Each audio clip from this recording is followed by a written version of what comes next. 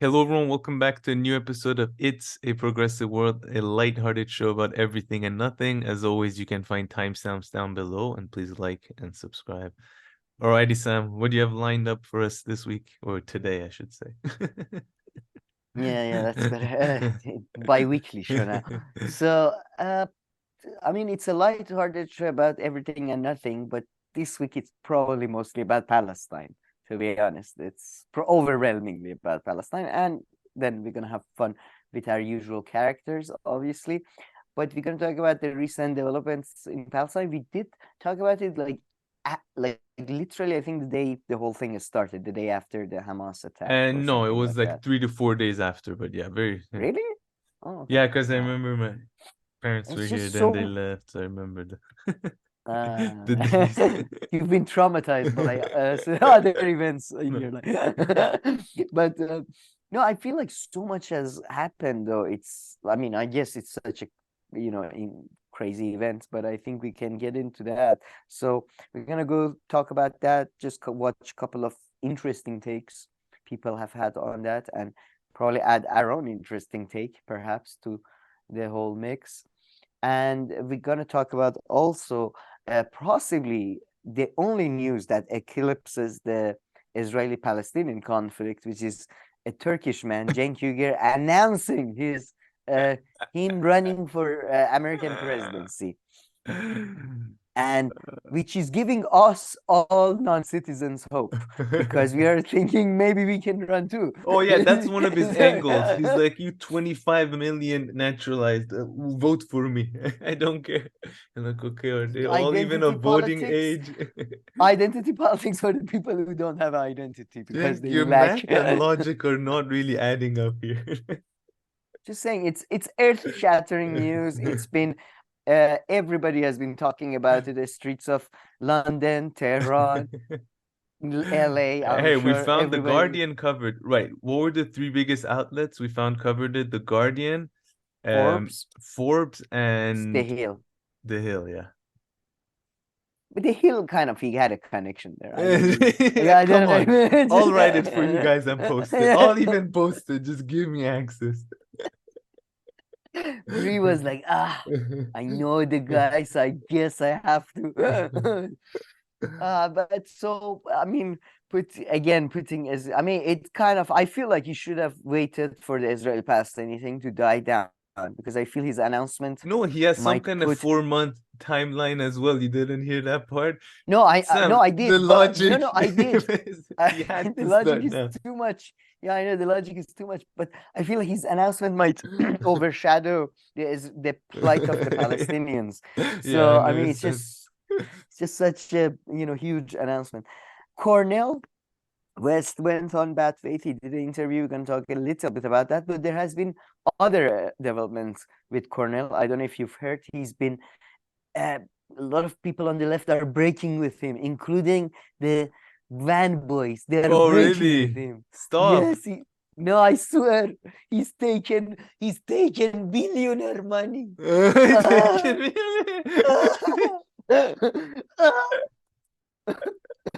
So bad. So he didn't go It's the such a Jenk way bad. because I'll t- Jenk's answer is funny on that to Kyle. He's like, well, no, you wait, see, wait. other people are doing it, so I have to do it now. But the first day I'm in office, I'm taking money out of Ah, politics. so original, Jake. No, Oh, no, but I have to hear their take on Jenk running. we'll get into all of that. It's gonna be And also, shout amazing. out to you, Cormac But Bowman. hot. But Oh, yeah, oh, sorry, yeah, no, sorry. put it Just there. yeah, we get to Cornell thing. You're gonna love their take on Cornell. Actually, Yeah, that's here I have gonna that be open amazing. to hear that. Yeah, and oh, I'm guessing you put a UC regarding Palestine as well. Her like, Yeah, and yeah, just switch it it's up. Yeah, she made a yeah, comment yeah, I there, know. and I was like, Yeah, I okay, got a pretty lady there. yeah, It's nice. that's not the logic I just offered, but sure. I'm sure that wasn't it. What if we replace Jenk with a pretty lady? It's just too much. Yeah, Cenk needs to be balanced out No, with I meant somebody. like in Paul, now that he's running, maybe like Oh, I'm vice surprised. president? No, just in general. Since everything is so wishful Just thinking, might as well general. just be like, okay, if I were someone else, okay. Oh, but Anna is the vice president, you No, but know, listen, like if he Anna picks Casper. Nina Turner as his vice president or Oh, something, that would be I'm great. gonna bang my head against the wall right here. Caviar. First of all, she's called Senator Nina Oh, Turner. So be respectful. Remember that. State But Senator yeah, Nina Turner. state senator for a week or so. We believe we are not sure. Substitute a state senator. No, and The yes, greatest and we person out there, if people only knew about her. if only they knew about her. Yeah. Only Cenk knows. And we might, I don't know if you'll have the time, but we might talk about Elon Musk and $1 Oh. scam he's putting in place, it seems, as well as PBD, which I like to get to that video. I don't know if you'll have the time, but PBD had some amazing uploads, including his take on Israeli-Palestinian thing. Oh Is just, no. I mean, that is just unbelievable. Put that aside, him and he's basically What like analogy everybody does he draw? Like, does he talk about, I don't know, like I Sundays at didn't. his home with like his kids at the pool? Like his analogy could have nothing. I don't remember what math. No, he does a lot of math of, Oh, okay. like Okay. Israel, like Okay, compared so to he goes, okay, yeah, that's his that. other ride. I am man. He does a So lot of listen, data. if He two plus becomes two data means as a four, data guy. yeah, you're But four. yes, man, these motherfuckers, they're all like, these sort of basically traitors from Middle East, and they all become friends in America and all that. It seems like he knows like 6 people in Israel. From the first day of the attack, he was like, "This is my best friend from high school in Israel. We are calling him live from on Zoom," and then he called another friend from Israel. So Really? yeah, all these traitors from Middle East have become friends over there and are in touch. So he did a lot of live, sort of live calls. I don't know what else. Yeah, cool. Now As in, him, as what far would you as give traitors. him if he ran for president? Oh, he would win. He would win Would you immediately. straight He up? would win. Unlike Cenk, even though he wasn't even like Cenk, I think came over when he was 8. I think he came over when he was 12 from like and he was first in Germany or something. Immediately, PBD would win over America. Like he does. I mean, his mind is made for like America. He's just does math and he wins the electoral college just automatically because of his math. He's fantastic at math. Give him electoral college right now. Just him. PBD is like the successful version of Cenk we are talking, Yeah, basically. Or even better than something. I don't know. seriously. But Yeah. okay. All right. Well, Ah, God. so you've been So following the yeah. news a lot? Yeah, man. I mean, I gotta say, as a news junkie, it is kind of personally fun because it's, so much better than domestic politics, international politics. I gotta say, it's just so much higher class. The issue matters. People are high class. It's just, everything is so much better. But it's just sad, obviously, because, yeah, I mean, since our last episode, Israel has continued to bomb Gaza pretty much nonstop. This morning, finally, after 3-4 days of sort of intense sort of negotiations, back and forth, whatever you can call it, Rafah crossing in Egypt was open Oh, for really? 8 trucks to go. Yeah, this morning, a couple of them, I believe, went in. But, it's just, things are crazy. And people are worried about potentiality of the spread of the war, which, I mean, surprisingly, I mean, not surprisingly, but surprisingly compared to what reports are, because reports from the day one has been an imminent invasion of Gaza from Israel. Yeah. And to be honest, if like I completely understand why they don't do it, so it's not a surprise in that sense. 100%. But it hasn't happened in 2 weeks, and they keep reporting it, so it's a bit weird. So I was I thinking had to about the other put day because I was thinking, no, honestly, like a full one, I would highly doubt whatsoever. Like, full because occupation. No, like yeah. I mean, in general, just the ground invasion, and pretty much anything more than just like dipping your toe a little bit and running back does not sound like a good strategy. But What what is do I your, I know? mean, there are two group of people argue that. One group of them argue that, and they say that that's because Israel is trying to prevent humanitarian casualties. And another group says No, that because they can't trust their soldiers to be as effective as they used to be, or no, just in because of the general. I think evolve. in any situation, it's like usually a bad one whenever you're the one doing the attacking and the people No, there are the on the thing is, defensive. I mean, the thing is, and that has been, by the way, brought up by Israelis a lot, that Hamas can be defeated. Some people say Hamas can't be. It's just like ISIS was defeated. If you actually are going to defeat a movement, you got to do what Iran did, not America, not Israel, not anybody else, not Russia.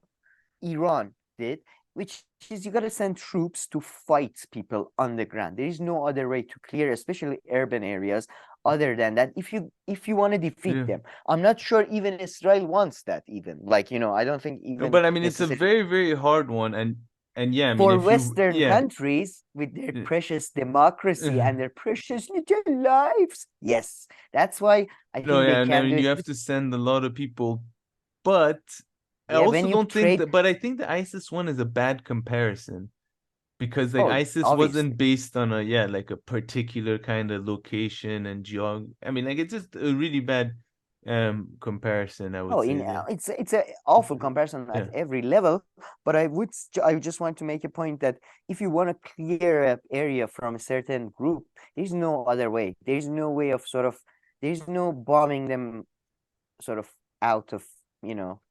I mean, unless you do a sort of a nuclear, like just like yeah. even look, America did North Korea. America carpet bombed, I think, 3/4 of North Korea or something like that. It still didn't work. But I mean, you So. could also lose even worse if you go in there. So that's the other thing. No, that's the More thing. high Yeah, risk. that. Oh yeah, man. Oh shit. When you trade one soldier for 1,000 Hamas captives, yeah, you don't have the guts to go anywhere, my Yeah. friend.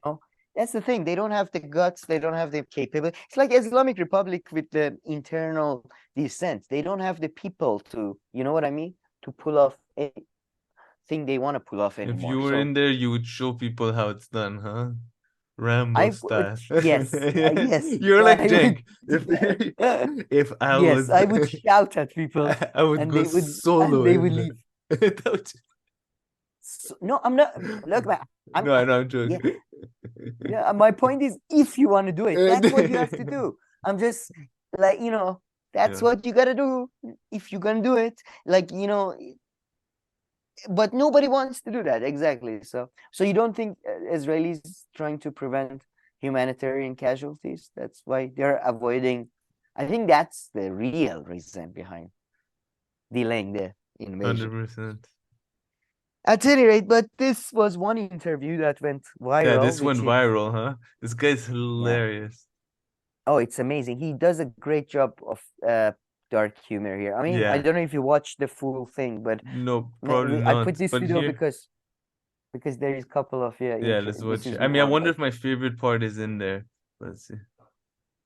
Went yeah. in and they went for 6 hours before IDF forces was deployed, killing our friends, our families, kidnapping our grandmothers and babies, and went in. I want to ask you, Mr. Prime Minister, after you have fractured the Israeli community and you have our courts, our Supreme Courts, what are you doing with the money being given to you, to the United States? Also, you are carpet bombing Gaza with absolutely Oh, no regard to our hostages. Oh, but that wasn't the Again, Yusuf part. is not Israeli in his hypothetical lecture. However, he yeah. I continued mean, this blasting part is Netanyahu over the the worst Israel and part. Hamas war. Take a look. How come This, our Israeli government is trading human lives for another piece of land? So as an Israeli citizen, I need to hold my Israeli government accountable. If I was Joe Biden, I would go down and whisper in the ears of Netanyahu and tell them, I hate bad investments. They haunt me, like Littlefinger in Game of Thrones. But the thing is, I this is didn't the know he was a problem. comedian until Israel now. always victimizes itself, and I have never seen a Bassam victim Youssef. putting their oppressor under siege and bombing them 24/7. So he goes on to say there that Israel paints itself as Superman, but it's really Homelander. He's a comedian and satirist, and with Yeah, the short clips that we played, no, it's the hard to funny get. parts weren't there.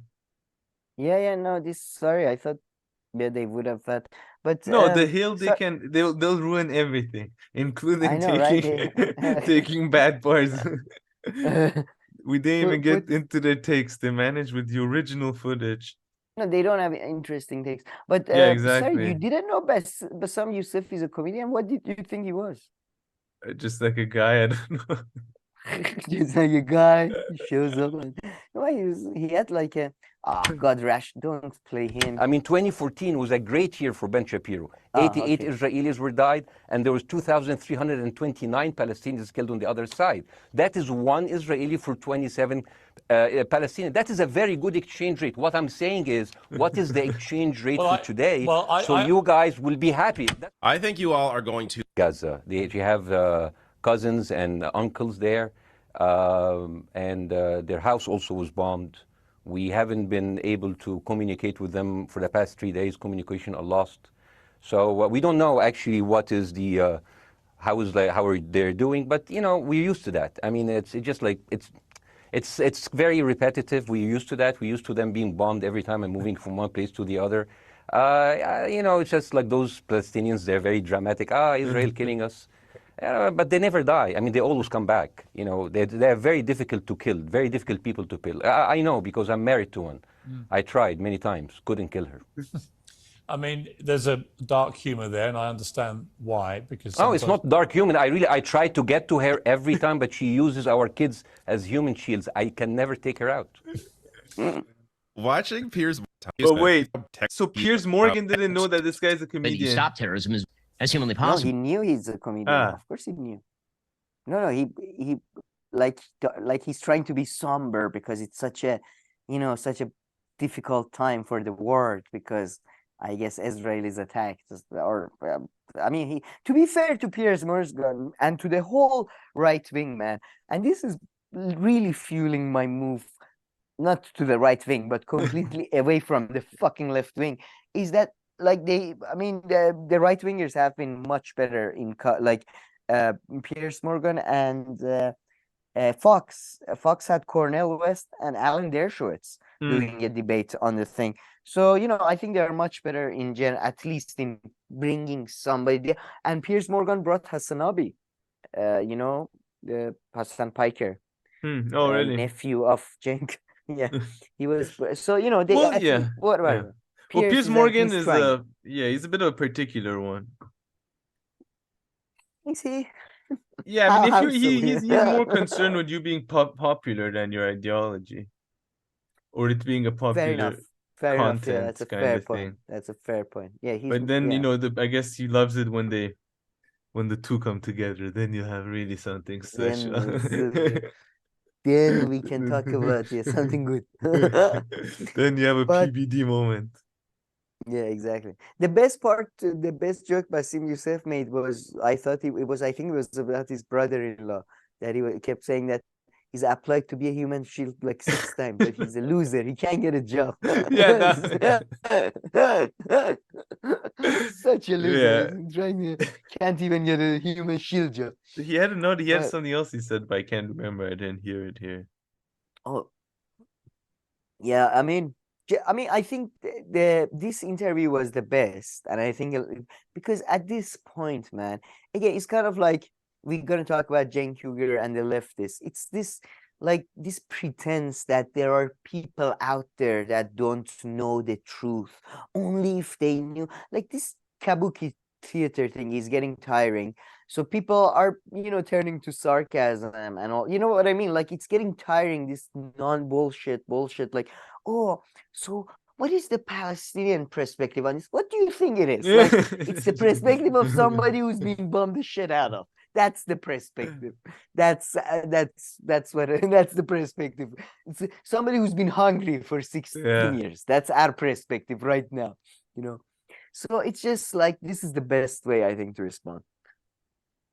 Perhaps another way of responding is to act like, I mean, we'll see it in the other video, like Robbie, which Oh, is like act clueless, or I don't know if that's the yes, strategy or like I think stupid or that's that's the right thing, sort of the right wing populist, the strategy in America. When it comes to Israeli Palestinian, pretend you don't know what Israel. What is Israel?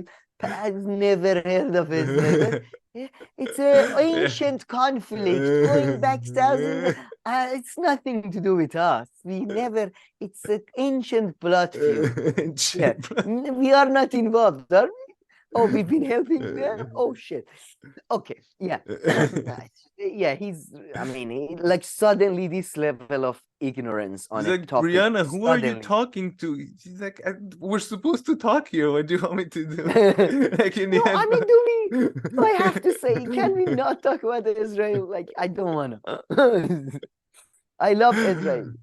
No, he's No, it awful. was really annoying. It was, I think, it was this I one. think it's in this video, no? Or no, it's in this one. You're right, yeah. Oh man, and play. I think you should play the Just like, play that. I mean, don't but play it. yeah, But I Ron skipped a DeSantis bunch. goes on.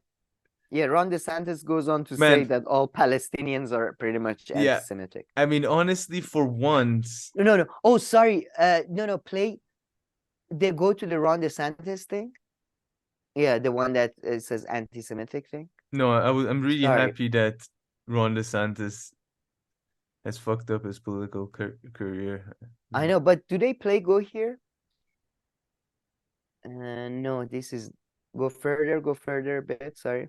No, they don't play. There's another video. I should have sent you that one. Anyways, Ron DeSantis goes on Face the Nation. Maybe you can Google it. Yeah. Ron DeSantis on Face the Nation. And they ask him about this comment. And he doubles down and he pretty much defends his comments that saying that all Palestinians are anti-Semitic. But the best part of him being on Face the Nation was that finally somebody here. Yeah, play. I don't think this, because it's news, I'm pretty sure it's not copyrighted. So Yeah.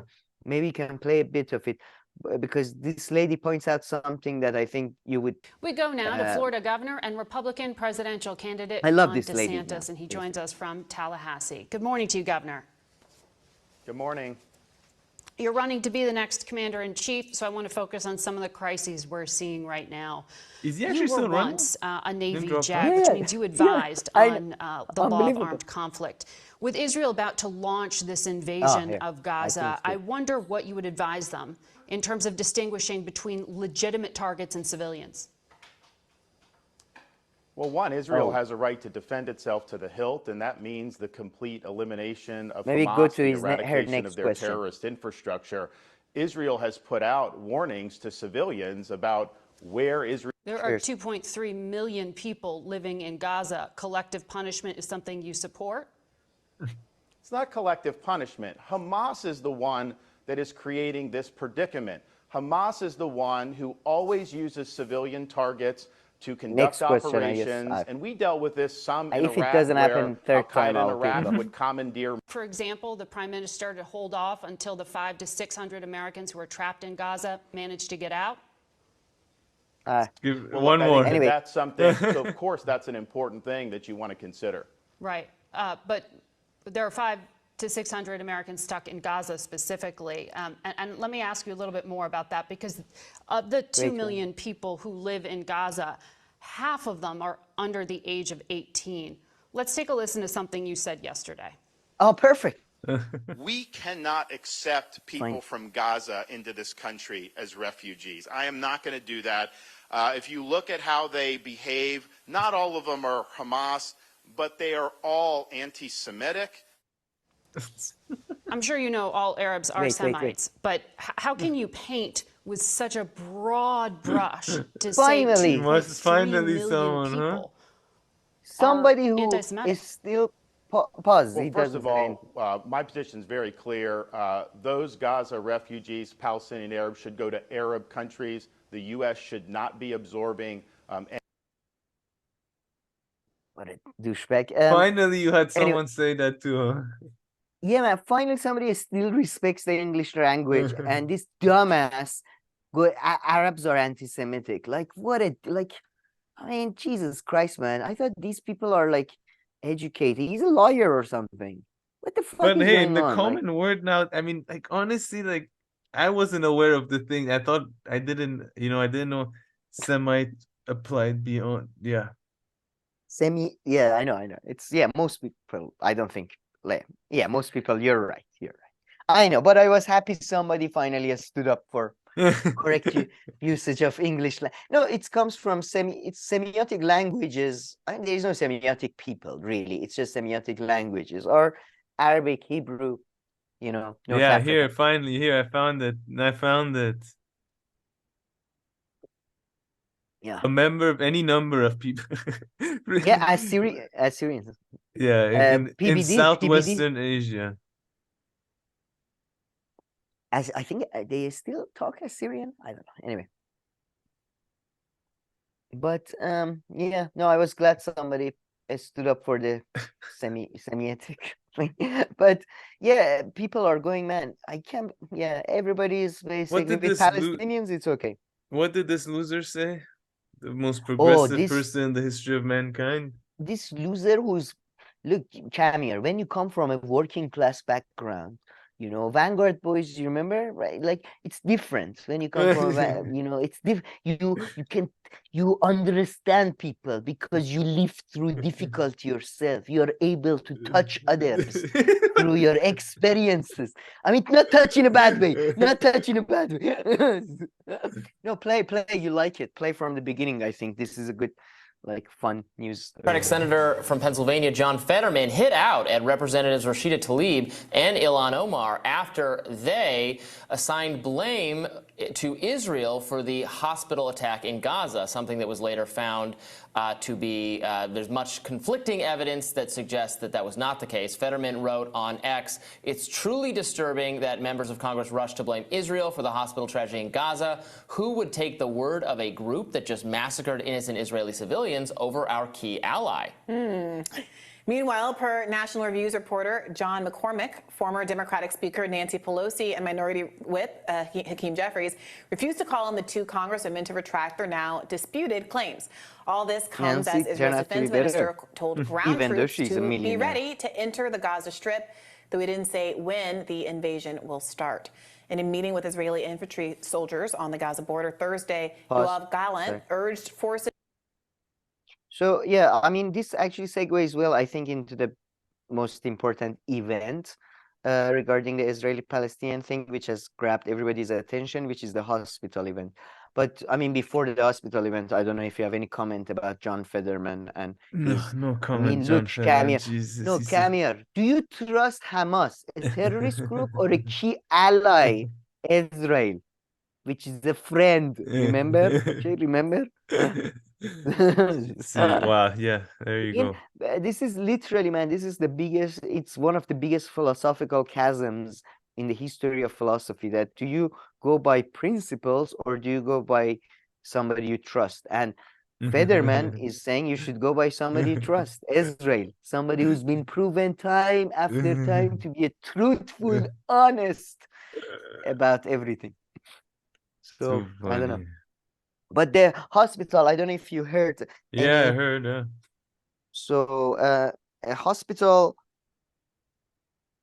I mean, I'm trying to be as diplomatic as I can, I guess, in the beginning, before I give my own hugely biased take. But there was a incident at a hospital in Gaza, explosion of some kind in a sort of a hospital site, maybe not inside, within hospital building, not there. And hospitals are sort of refugee camps. You can look at them sort of similar to that in Gaza, because people go there because they are the only places with electricity and water usually, and maybe internet.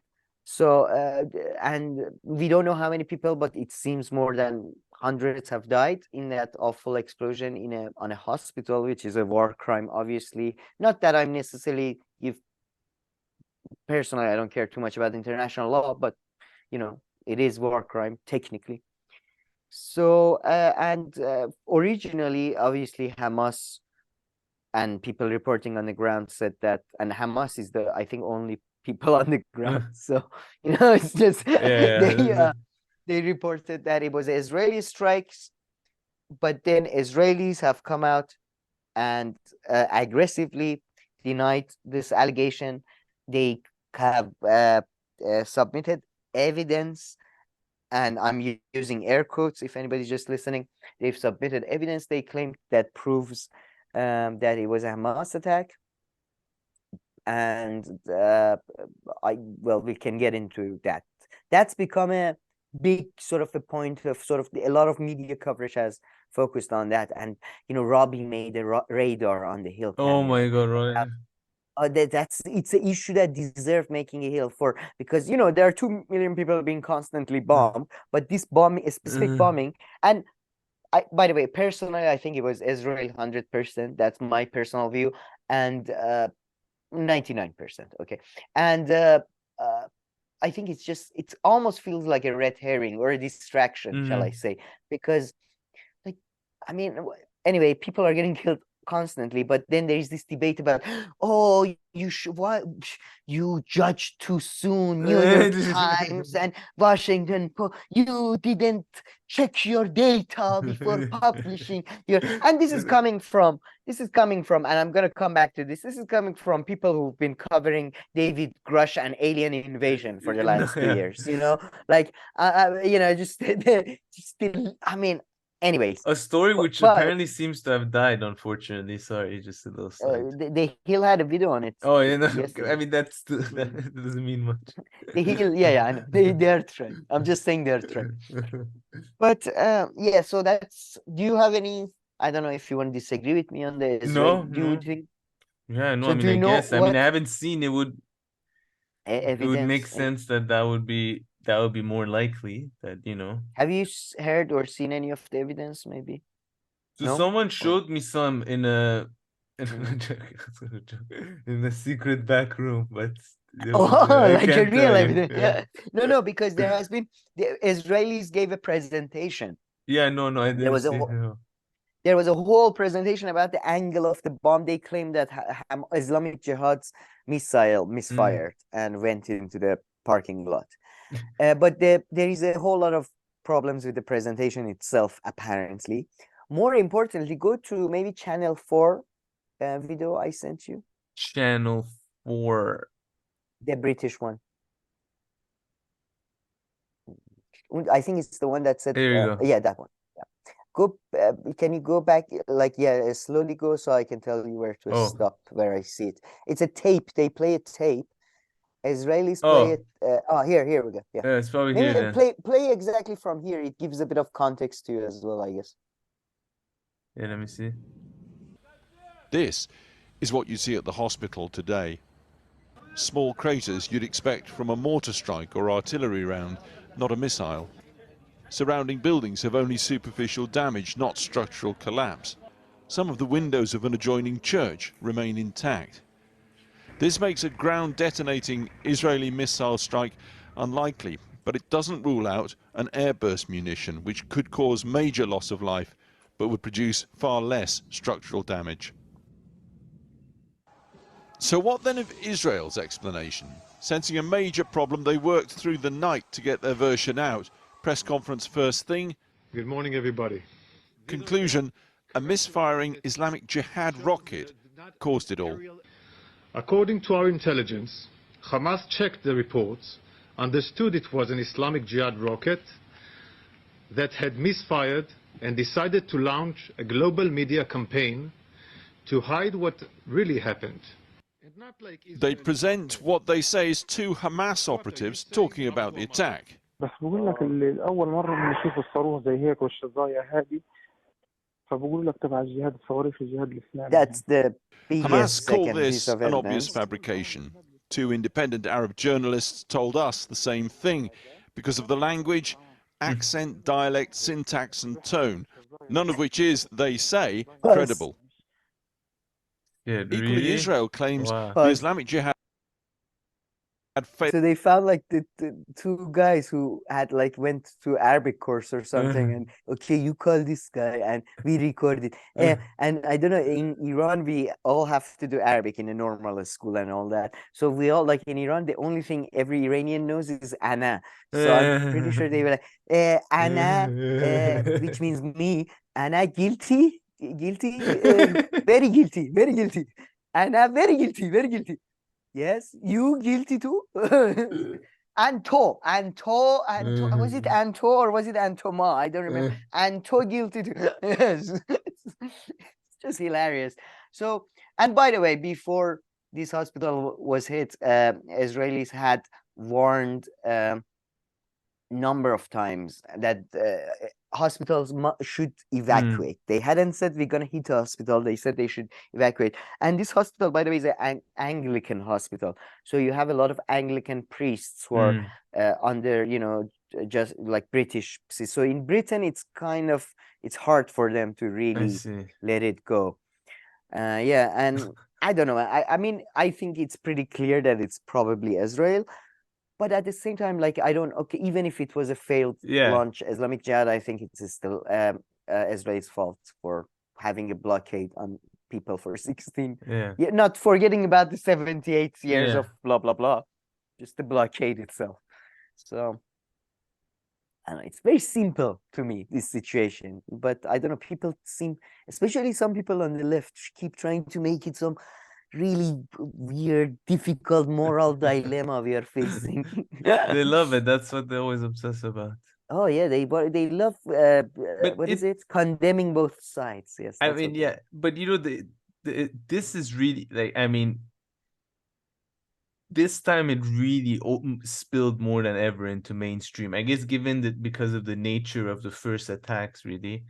But like, I mean, so I think it's like, so now it's really funny. It kind of reminding me a bit, you know, like with COVID and like the Russia-Ukraine war, there are like people who don't really usually listen to news, and then they suddenly did. With this, it had happened too, because this before it would also get plenty of coverage when, you know, when they would have these small wars between two of them, but this time more than ever. So it's really reached the masses. It's kind of interesting. I do think it's fair though, because I do think it's a bit of a game changer in the region. I mean, it was different, globally, because I mean, I can show you the videos from France 24 DW, because there was 2 UN resolutions that were being submitted. One was written by Russia, one was written with Brazil, and all the reporters said it is assumed that America will veto the Russian one, and the Russia will veto the Brazil one, and we won't have any resolutions. That was the reportage. Then what happened? Russia did not veto the Brazil one. US vetoed it. So I think US sort of hegemony in terms of like, it does seem to be like, it's the process that I think has started with Iraq war may have just ended with Biden visit to Israel, and then, you know, all the Arab countries canceling their meeting following the hospital attack. I don't know if America can still be a global hegemony. I think it's over pretty much. I don't know. Yeah, you're right. I mean, their role, I mean, they seem it's still most population in the world, for sure, but feel less important. Yeah. I get a bit of that feeling too. And not a hegemon, not a moral leader, so to speak. Not the moral, but you know what I mean. Not somebody people anymore look up to in any sense. Oh yeah. And no. Especially when Biden is giving his speeches, when, you know, everybody in the world is saying we should like give aid to Gaza, and Biden goes to America and gives a speech. Guys, Ukraine and Israel need money right now. I know in America we don't have good infrastructure, but Israel and Ukraine, they need money now. It's unbelievable. It's just, I mean, it's clearly they don't. I mean, you always go on optics. I don't think these people give a shit about optics at all anymore. The gloves are off. Giving up on that. Yeah. Unbelievable. Anyway, anything caught your eye in this conflict or in this development? No, I mean, not more than the stuff that we've talked about. Do we have nothing else on this? I wanted to play the video. I mean, this, by the way, this Yeah. Sky News video is a great example of what I mean by the changing hegemony. Yeah, I know. Like, Sky News, Yeah. sorry, go ahead. No, go ahead. If people watch, like, Sky News is a lesser version of Yeah. Fox for the UK. It's not quite as crazy, but it's more right-wing than BBC and Channel 4 and all that. And like, and probably man, more the tone, news like, focusy, like how it is in the UK, right? Like less commentary kind of style shows, but more presenting news. Sky has a lot of commentary as well. But It's especially just, compared to Fox, I feel like it's more like a CNN-y kind of style. that's an America-British Yeah. difference. Yeah, you're right. Yeah. I mean, 100, yeah. But even, man, the tone is the tone of all the reporters talking to Israeli people is getting really disdainful, and like you can see, like, I mean, play a little bit. This one's pretty crazy, and wow, I got 1 million views.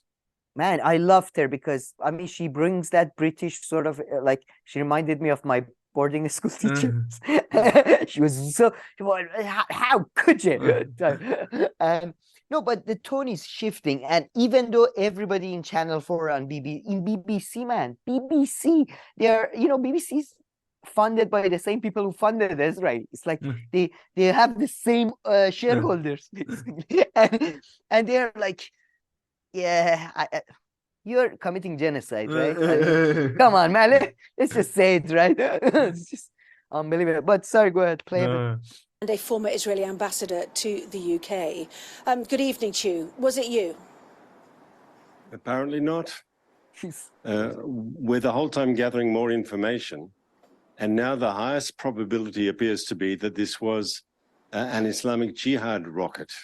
And as crazy as that sounds, the statistics are clear. In past rounds of fighting, some 33% of Islamic Jihad rockets that were fired into Israel fell short and landed in Gaza. Now, our intelligence is reporting to us that there was Islamic Jihad fire which was over the vicinity of the hospital, and apparently a rocket malfunctioned and hit the hospital. We had such documented case in the last round of fighting, I think it was in 2021, where everyone said Israeli atrocity, we hit a target, we killed an innocent family, and in the end, we could prove with a video that it was their rocket that was launched, and we actually saw the rocket land. Now, of course, in Gaza, there is no independent civil society. The Hamas has ruled there for 16 years. Oh, shit. And all the voices that you interview will say Israel, Israel, Israel, because that's the party line. But I urge caution. I urge people to think about this. You've got to hold off judgment. We don't believe it's us. We're still looking, of course, but we don't believe it was us. And all the evidence seems to indicate that this was a rocket fired by Islamic Jihad, that's Hamas's younger brother, its twin terrorist organization, and it was their ordinance. We do not target hospitals. Let's be clear, Israel does not target hospitals. Well, it's not just the party line, is it? I've stood at the border myself. I've seen your airstrikes on apartment buildings. You have the capability to cause utter devastation to the people of Gaza City. That's what's happened tonight. The real fact of it is, whatever is the cause of this, it might be too late. The touch paper has already been lit. Do you understand that? But if the paper is being lit, to use your metaphor, by a lie, by Hamas propaganda, blaming Israel for something that it didn't do, surely you should be saying that. And we should be trying to make the world understand that Hamas, which has no qualms about killing brutally innocent Israelis, has few qualms blame not to the go. Can you prove that it wasn't? Obviously, Hamas will say that. Well, how quickly can you prove that it wasn't you if it wasn't? The point is that people in places like Ramallah, in fact, across the Middle East, will blame Israel, and therefore, I put it to you that your proof may come too late. That's possible. I mean, there are people across the entire Middle East who are willing to believe the worst things about Israel and about Jews. They have all sorts of stereotypes, yes, but surely responsible people must hold off judgment. But yeah, I agree with you there. She's, I mean, the tone is shifting, I think. And look, man, you know, I mean, this is not a guy I like at all, but Ahmadinejad said a really interesting thing one time, and I think he was right. You know, when Islamic Republic says they don't want Israel to be around, they don't mean it in a, I mean, in a war, sort of, we're gonna fight and we're gonna drop bombs and stuff. Soviet Union had a lot of atomic bombs. According to most people, I think Soviet Union had the most bombs after America, or more bombs than America, maybe, in terms of just pure numbers. But it disappeared from the face of the earth. You know, it's just, it's not just about military power. And I think Israel is... For government, yeah. You know, it's just, I don't know if there is going to be that many people wanting to live in southern Israel anymore, or in the settlements in West. You know what I mean? It's going to be increasingly difficult to find crazy people to go there. So, well, good luck. Good but luck to everybody. yeah. But go to Sager video. That's another hilarious video I think we should watch, because again, the way, like, I just love the fact that this hospital case is just being litigated like in media, because you never get that with any other cases, except suddenly with, you know, Palestinians, and I'm sure with Russian, there are some examples of Russia. Like, suddenly, look, no, I need like a proof. I need a, you know, 100% proof before. Maybe you can play a bit from further in, because it's a bit of a long video. Yeah. But yeah, Sager's, yeah, I mean, they are discussing the hospital explosion and some recent evidence that has emerged, and yeah, they need to cover it. Not responsible for an explosion that killed hundreds of civilians yesterday at that hospital. Our assessment is based on available reporting, including intelligence missile activity and open source video and images of the incident. I'll just give you a little bit more details of what the intelligence community is anonymously telling the New York Times. They're cautioning this analysis is preliminary. They were continuing to collect and analyze evidence. Neither side's claims about who is responsible have been independently verified still by any news outlet. And this is part of the problem, is that journalists, by and large, are not allowed into Gaza to be able to see for themselves and interview people and try to assess the evidence that exists. That American intelligence includes satellite and other infrared data showing a launch of a rocket or missile from Palestinian fighter positions within Gaza. American intelligence agencies have also analyzed open source video recordings collected by journalists and others of the launch, showing it did not come from the direction of Israeli military positions, according to those officials. They intel community independent journalists either way of the available of the hospital blast. Yeah. So far, they say the findings are inconclusive. From the beginning, the big issue that has happened here was with Hamas specifically. They have, I'm not even going to say I had any credibility with them, but for them to come out immediately and say that the hospital itself was destroyed and then report a death count, which is clearly now not accurate, that does a tremendous blow for our ability to even trust the most basic casualty information that was coming out of there, which I think most of the international community previously, I'm not saying that they weren't skeptical, but previously they're like, yeah. No, Camille, we can't trust them. We can't trust them. I mean, you know, it's not like they are America's State Department or David Grush. You know, these are not trustworthy. Like, as opposed to, you know, like, American experts have said that the angle of the missile, that I can take as a trustworthy assessment. But Hamas, Bush at the UN, I can. Yeah, I mean, look. David, sorry? Nothing. Oh, no, you know, this is the man who saw David Grush, and his response was like, tell me about the orbs. Tell me about, were they shiny? Were they shiny? Were they, or no, not shiny? Were they round? Or were they flat? What was it? What was it? The same man, there is a man coming out of like a building with blood all over his shirt. My children are dead. My children are dead. And he's like, well, do you have DNA proof that this is the blood of your children? I need to see the DNA proof that that's the blood of your children. Before that, I don't know if I can call the ambulance or anything like that. So yeah, it's just, I mean, hilarious. I mean, again, not him, not just him. It's just everybody when it comes to Gaza and Palestinians and whatever. Yeah. But a bit more of a, because it's funny, because like, in the media and all this story, especially Gaza, particularly Gaza and Israel, it has built up over the years. So I feel like now it's kind of more of a like a balance, like you said, and also like, you know, towards Israel, like those videos that you showed. So it's more of a it's kind of an interesting coverage. You don't get this for many issues where there's more room, I feel, on mainstream media with this one to just, you know. I think it's mostly, to be honest, with the British coverage. American coverage has been awful, man. I don't think that's true Yeah. about I think relative to what the Israelis are doing now, can you believe if any other country did what they're doing? Just Yeah, no, of course, any yeah. other to like actually I can't think of one. Myanmar is pretty much doing the same thing. That's the only country I can think of. But and just unbelievable to me, like unbelievable the fact that the way like I don't get it. It's just in my view they still like compared to the actions they commit, the coverage they No, get no, is for still, sure. But I mean, you know what I mean? yeah. Like But I I mean, think their actions are so bad that they have to like I cannot mention this, man. You Perhaps. decapitated like 3 children. I cannot not mention that. Yes. I don't know. Maybe I'm being a bit harsh. Maybe I don't know.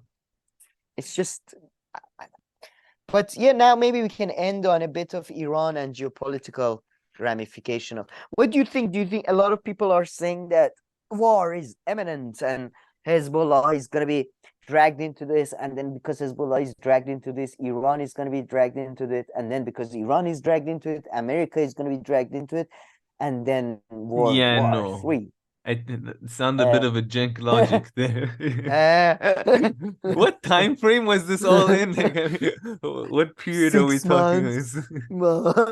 This Or sounded like, you know, less. century-long thing. No, we were thinking it might happen in a week or so. That's what we were hoping. All of these things. Would Cenk as the president of the US or no?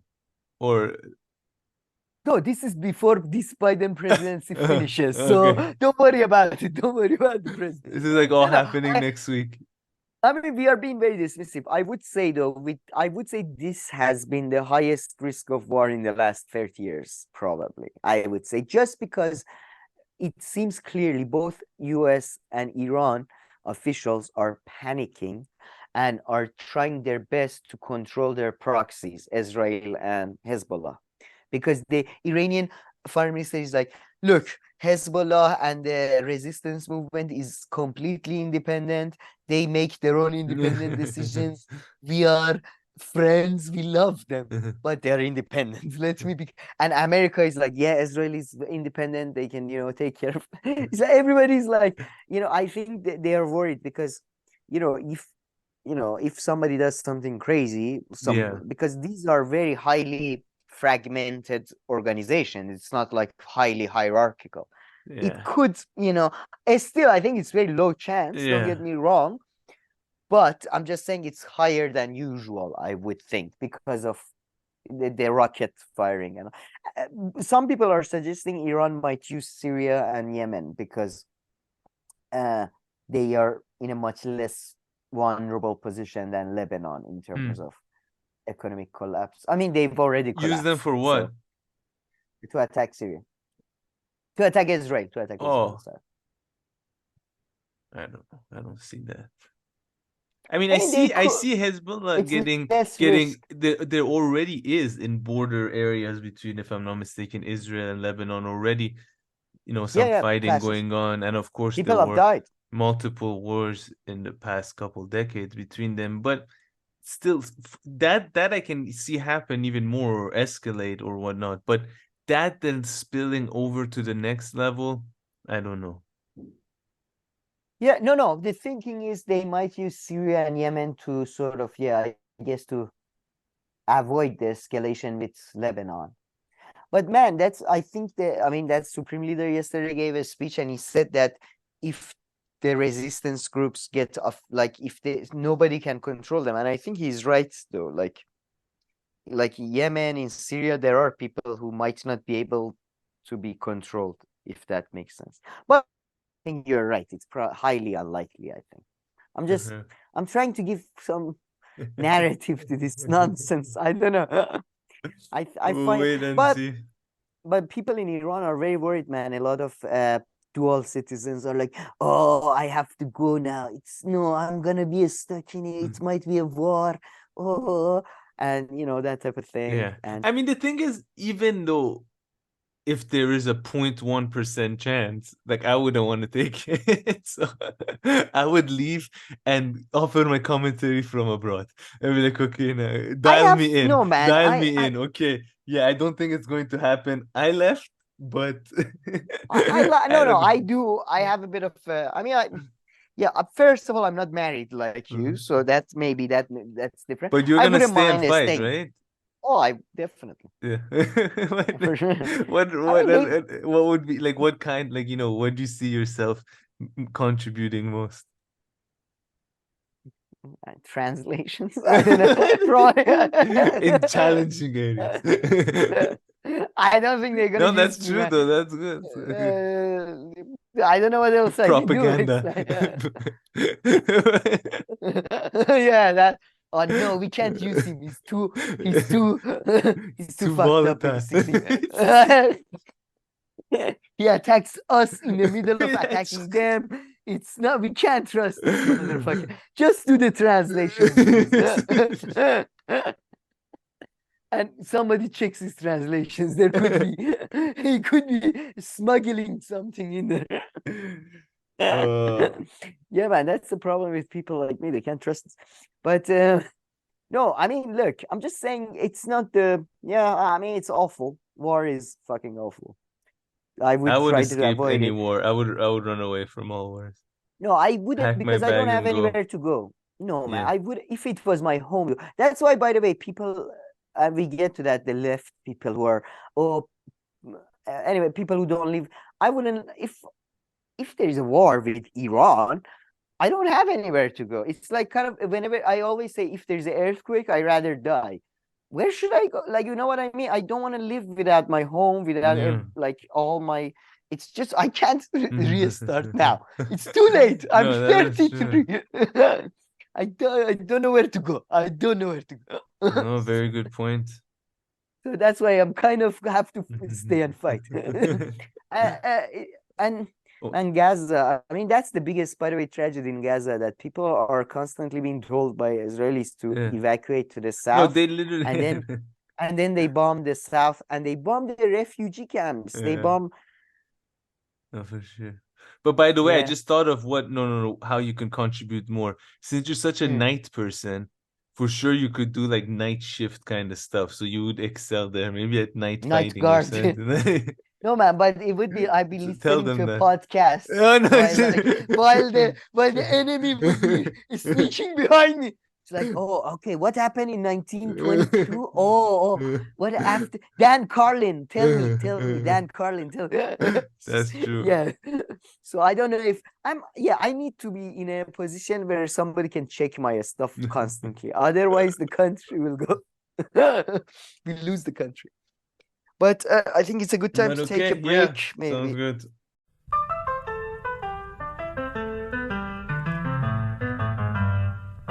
Alrighty, Sam. So let's continue the show. This microphone was like in my face. It's like, oh, step back, buddy. Like, come on, the break is over. Let's go. Let's go, Karim. So I'm sure you've heard, but I'm sure our audience haven't heard. In Iran, there was a huge case of murder, and I'll try to connect it to our Palestinian-Israeli issue, so it's not fully sort of out there on its own. But Dariush Mehrjui, who's a huge figure in Iranian cinema, possibly the most decorated or most respected Iranian filmmaker, second most, the most he was before his murder. Him and his wife were murdered in their home with knife, so brutal murder. Before his murder, he was probably the most decorated, most respected living director. And now that he's passed, I would say he's the second most sort of respected, decorated Iranian filmmaker. Damn, born Amazing in comedy. 1939. Wow. Yeah, famous for his avant-garde movies before the revolution. After the revolution, he went a bit more neo-realistic, and he made a lot of feminine. He made 4 sort of movies about women, and he's considered to be more like his movies were surprisingly in Iran. We have many female directors, and his movies were even more sort of out there and feministic than theirs. So all great comedies, good. So I think he's done everything, and maybe not action. At any rate, he got murdered, and because he's a enemy of the regime, like pretty much everybody, because obviously they censor his movies. They censor his script sometimes. They don't let him work as often as he wants to work, and all that stuff. So he always was in tension with the government. So when he passed, there was a lot of conspiracy theories that they might because he was murdered in his house, right? Him and his wife. Yeah, exactly. That it might be like a political killing of some kind to create fear among the Unlike, I don't know, but like it's not typical to do that, right? Like usually they send you to jail. There was a series of killing in Iran when we were very young. You don't remember this? No, I remember that. Yeah, no. How do you know what No, I was reading the local newspaper.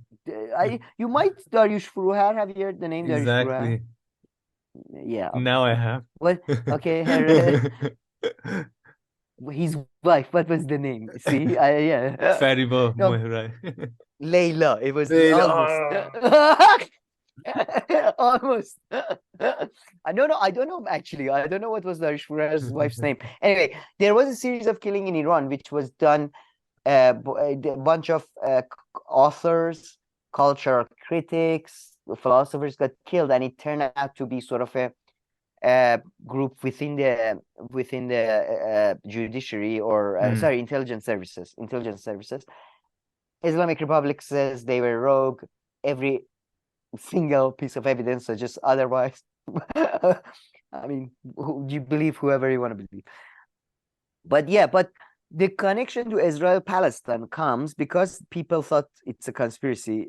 By the way, it does seem to be a conspiracy theory because the killing seemed to be done by his gardener, it seems. Oh, really? There is a couple of private posts by his wife that have been found that it seems to suggest that they had sort of problems with this guy. Their house was burgled a couple of times. There seems to be a case for lack of police follow-up in this case for sure, but I don't know if it's a political case.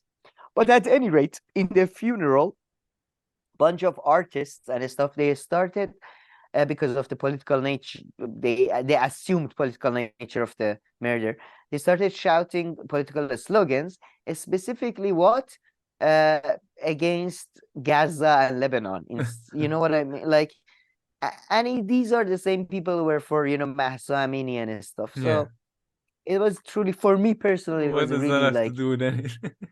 no, it was just like these suckers, these fuckers, sorry. Like the only thing they cared about was Iranian children. They never gave a shit about, I mean, I don't know, man. I was disappointed. I was really, I mean, as you say, I what wouldn't does have his been death surprised. I was a bit surprised because this Gaza thing is so fucked up. And what does his death have to do with Gaza children? Like, even let's say his death was political. Did the Palestinians plot? It's just, I don't understand. Anyway. But what's his favorite? What's your favorite movie from him? The Tenants. That sounds interesting. It's a comedy. I'm pretty sure you might have seen this one because it was 24/7 broadcast, and it's a comedy. It's so good. It's one of the funniest movies ever. And this guy, that picture, go back to that picture. That guy just passed 2 weeks ago, Ferdous Kaviani. This guy, he was a famous Iranian Zoroastrian actor. The most famous. Yeah, I remember him. I feel like I don't know. Yeah, he was on a lot of kids programs as well. Man, he was famous for being on a lot of like kids programming. Yeah, man, all of these actors in this movie are super famous, obviously, in Iran. It's a very funny movie. It's probably, I would highly recommend it. I think I don't know if I think it has global appeal, I would say. I'm not sure. What else do you like from him? I'm trying to think. Oh, Mehman Maman. That's another comedy in the same vein. Guests of Mother.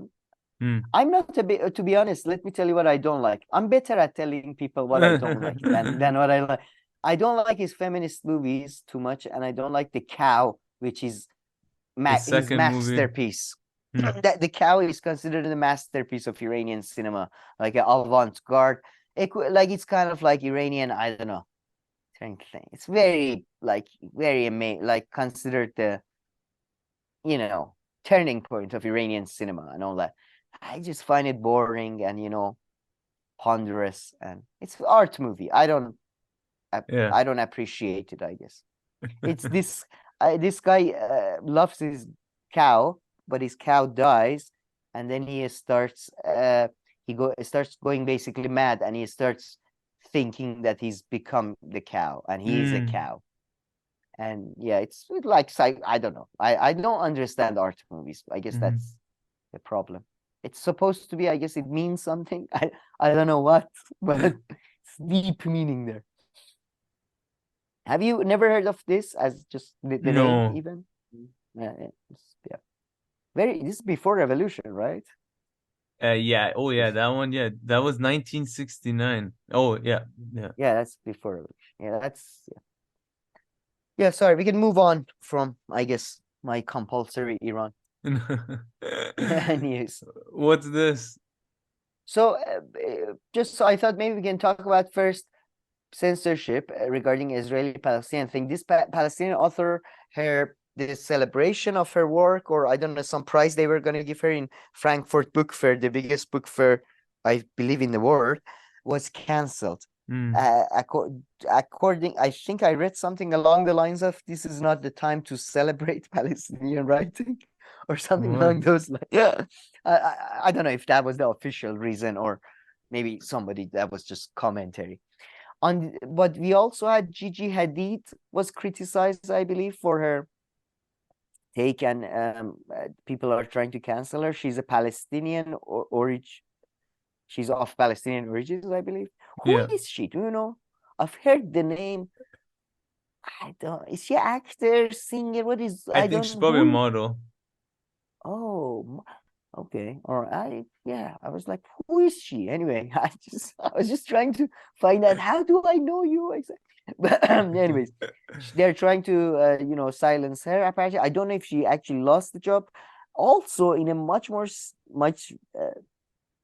it seems more serious case, Karim Benzema in France is coming under attack. There is calls by the ministry for his what is that, Baldo, or what the golden ball, whatever that is. What is that? The prizes they gave him because he's such a good boy. They say we should take back those prizes.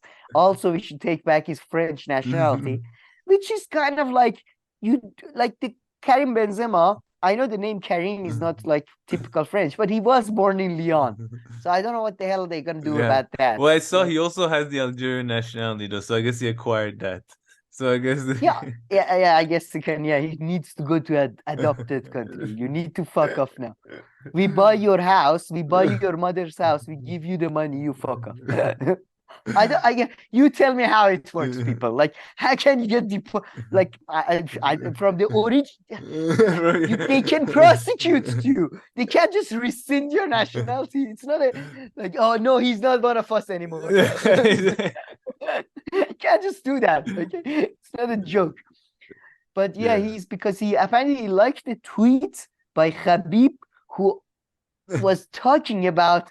So and also he has pictures with some imam, who that imam is a supporter of I don't know. But France, I don't know if you heard, there was a stabbing of a teacher and all that. So like France is going through its own sort of, what should we do with these goddamn Muslims, guys? I don't know. What do you think we should do? So yeah, what do you think they're gonna do? No, I mean in France, yeah, I mean those kind of tensions have been pretty high, so I think they'll just remain for the foreseeable future. So You that's don't my think they're gonna? analysis. Yeah, your analysis is always spot on because it's pretty much it's gonna continue as is. Yeah. For a while at least. Yeah. No, you're But right. yeah, but yeah, I don't know if you Benzema heard. now in Saudi Arabia, and Oh, you see, yeah, the Saudi nuts. league is crazy. Man, everybody's in Saudi So league now, good. right? I'm No, but I considering don't. moving to Saudi. Yeah, just for the stadium, Just- for the matches. I know they commit human rights abuses, but have you seen the seats? Have you seen? They've got warmers. They've got seat warmers for the audience. Can you believe? No, did you hear the French government even tried to ban protest in support of Palestine? Oh, I but thought they actually did that. they did, but it got rejected by Okay. some courts. I think that's yeah. I mean, it was for a Yeah, while in that's just effect, I suppose. yeah, Yeah, that's just back end usual. basic But 101. it seems to me though, But I mean, that Macron is is. pretty. Yeah, I was surprised though when I heard about that. I was surprised because I would have thought they would have gone. For now, we ban any Israeli and Palestinian protest, but no, they just went, no, fuck you, Palestine. We don't like you. You know, But I would think. apparently, yeah. Sorry, keep on going. No, I was just gonna say I think Macron is going full right wing for few. I mean, he can't run again, can he? There are term limits, right? In Huh? France. He can't run again for presidency, Macron. Yeah, I Can he? guess not. There are term limits. And he doesn't have a party. So who is his heir or successor, or who does he? I don't know. Cenk has a cousin in France. He's sending Cenk is over. running for French election. He has a theory which allows him to run in French elections. Okay. Sorry, what are you Googling while I'm just talking for myself? I have my own side project Yeah, you are. subject going on. Camille here. is researching something about flags. It seems. No, because listen, in the UFC, okay, they had apparently banned flags for a while, and now UFC or last UAE? week, no UFC. I So the see. fighting organization that banned flags. Then now last week they were like, oh no, let's. It's such a stupid thing, people can bring any flag they want in the crowd. So, but then this week they're in Abu Dhabi, they're in UAE, right?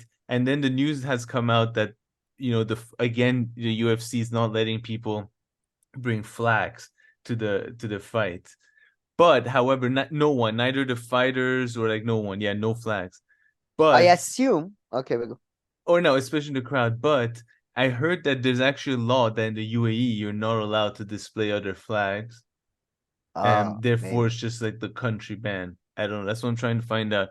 Here saying raising other countries' flags is allowed only on official occasions, provided that the UAE. But it's saying raising. I don't know what it means.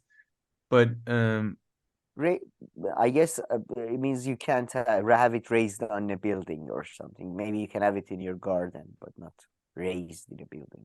I assume. But yeah, I assume though they definitely won't allow Israeli flags. So I thought maybe just to balance it out, they said in UAE they won't allow Israeli flags. So I thought maybe to balance it out, they said let's ban everything. Yeah, no, it seems to be the case though. No, I think in the UAE you're actually not allowed.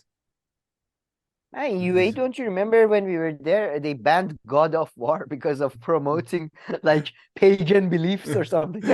Like they do some weird shit that you're like, what? Who? Really? Harry Potter. I'm pretty sure Harry Potter was banned for like a couple of years. Oh, really? It was before I moved there. I used to just travel, and I think it took them a year or two to adjust. It's about wizards, guys. It's pagan. It's pagan bullshit. This is pagan nonsense. Wait, there is no shit. magic. Hold on, sorry. I almost skipped this. I can't believe this. So I know you didn't really care for putting this picture particularly. It's just the picture of the Frankfurt I'm glad you Book did. Fair.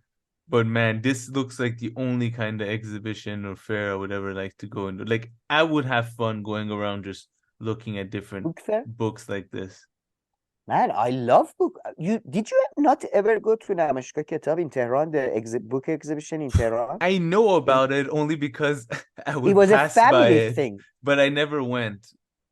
Oh man, it was always like a family, like not just for our family. It was, I remember in a school we talked about, did you go and what did you buy? It was so much fun because it's cheaper. It's so many different books. When you're a kid, it's amazing because usually they have some kind of toys and stuff as well with in the kids section. I love book exhibitions there. I mean, to be honest, man, I walk through the place where the exhibitions are held in Tehran quite a lot.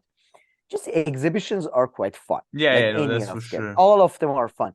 But the book one is, for I guess our kind of people is a bit. I've been to amazing. like a sports one with my dad, like the biggest sports one in Munich. But How here, is it? look, in Geneva, I just found it's in March, the book fair. Yeah, go. Like I a think. big one. Check it out. Like this is I like imagine this it's place not- is the exhibition center, so it should be a good one.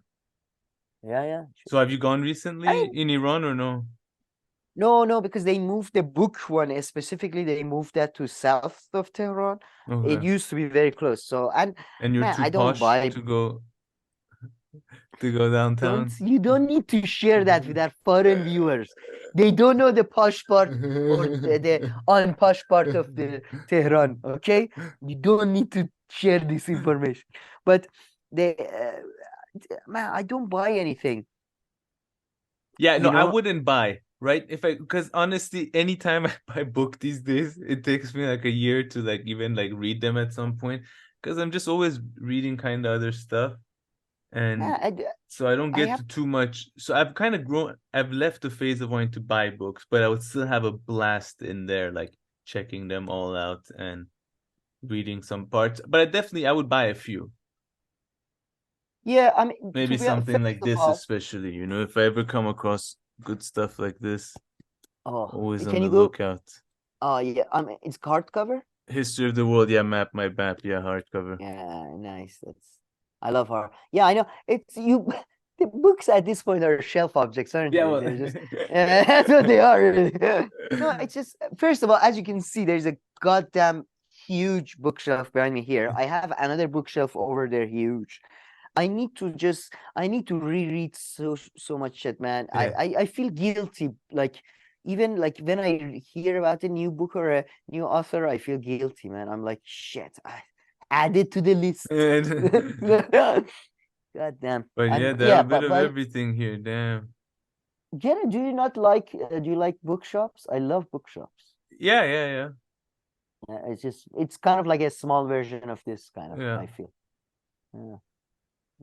Okay. You remember? Right. Do you remember Borders? Was it? It was like my hangout place in Dubai. Oh wait, which one was that? The one Borders, the bookshop. I only remember the bookshop in Dubai Mall, but is that the same? No, that Dubai Mall, the recent mall, the Yeah. most recent one. No. Where was it? This one in the mall. Borders, I think it was in Emirates had one, if I'm not mistaken. Yeah, but where? Above Virgin. Yeah, true. Second floor. I don't remember where. I want to say near cinema, but no, I don't think it wasn't near. No. Honestly, I don't think I would go back then to it. Sorry? I don't think I used to go to it. No, I wasn't literate back then. Oh no, but I was like my hangout. No, and they had the best chairs. They have the best setup. I get the only bad thing was because it was Dubai, just like Iran. You get Empire magazine and all the boobs, or not the boobs, the cleavage was all blacked out. The cleavage, so it was when you're a teenager, cleavage is a big part of magazine experience. That's for sure. That's for sure the case. But okay, did we talk about this video already? No, we talked about DeSantis a bit because I added a section. So after we talked about people who are being censored, I thought we have to have a special section, and I hope you put timestamps here, especially for people who should be censored, who ought to be censored, but are Like Robbie? not. Like Robbie. No, I mean, Robbie, no. Robbie should learn more, I guess. He seems to just suddenly, when it comes to Israel and Palestine, as a black hole of knowledge there. But DeSantis, I think, when you start saying that Arabs are anti-Semitic, I think just you need to go back to school first. And no, but then we had that amazing take by, I mean, Ron DeSantis' take is fantastic, but we talked about it. We had two takes which were just blowing the socks off of me. One was, I guess let's start with Bret Weinstein. Oh my. Before going to the bigger man, the larger figure. So Bret Weinstein, who's built a whole media career out of him and his brother, out of, just being slightly different to, I guess, mainstream media, academia, is slightly. And I don't know, freedom of speech. I don't know what the fuck they're doing. Anyways, you people, you tell me what he suggests here. Maybe you can play a bit. And then, he's seriously mentally challenged. Yeah. That's a. It takes him so long to make his point. Because that's it's almost hard to understand what his point is by the Yeah. Incredible breach of this border that apparently, according to a captured Hamas operative, shocked even them. They did not expect to be able to do this. Now, I don't know if that's true or not. It could be propaganda. Who knows? But we are being asked to accept that there's some organic explanation and that we are furiously trying to figure out what it might be when that extends well beyond. Now, I have an explanation. Maybe move a bit. Explanations. Yes, of course. Organic explanation, and that we are furiously trying to figure out what it might be when that extends well beyond any plausible failure. And I will defend that in a second if I need to. But superficially, to say, if that failure we're both is crazy. beyond what an organic failure could produce plausibly, then the question is, has something gotten into the Israeli system that is ready to sacrifice civilians for some other purpose that has not been named and we do not know? Now that's an incredible thought. It's a terrible. On the other hand, it's pretty funny. If you look at what Israel did during COVID, the entire population was betrayed. Israel had amongst the highest vaccination rates of any country on earth. That was the result of whatever it is that controls the Israeli system of government, inflicting unnecessary harm on the population of Israel. I don't know what to make of it, but the fact that you have two historical events that appear to have nothing to do with each other, that share the characteristics. It's interesting how they appear.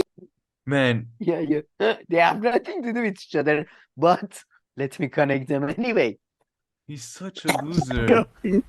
Israeli system of government, inflicting unnecessary harm on the population of Israel. I don't know what to make of it, but the fact that you have two historical events that appear to have nothing to do with each other, that share the characteristic of looking like something that must go beyond the level of organic failure, both of which involve something in control that has asymmetrical access to information, putting the population of citizens.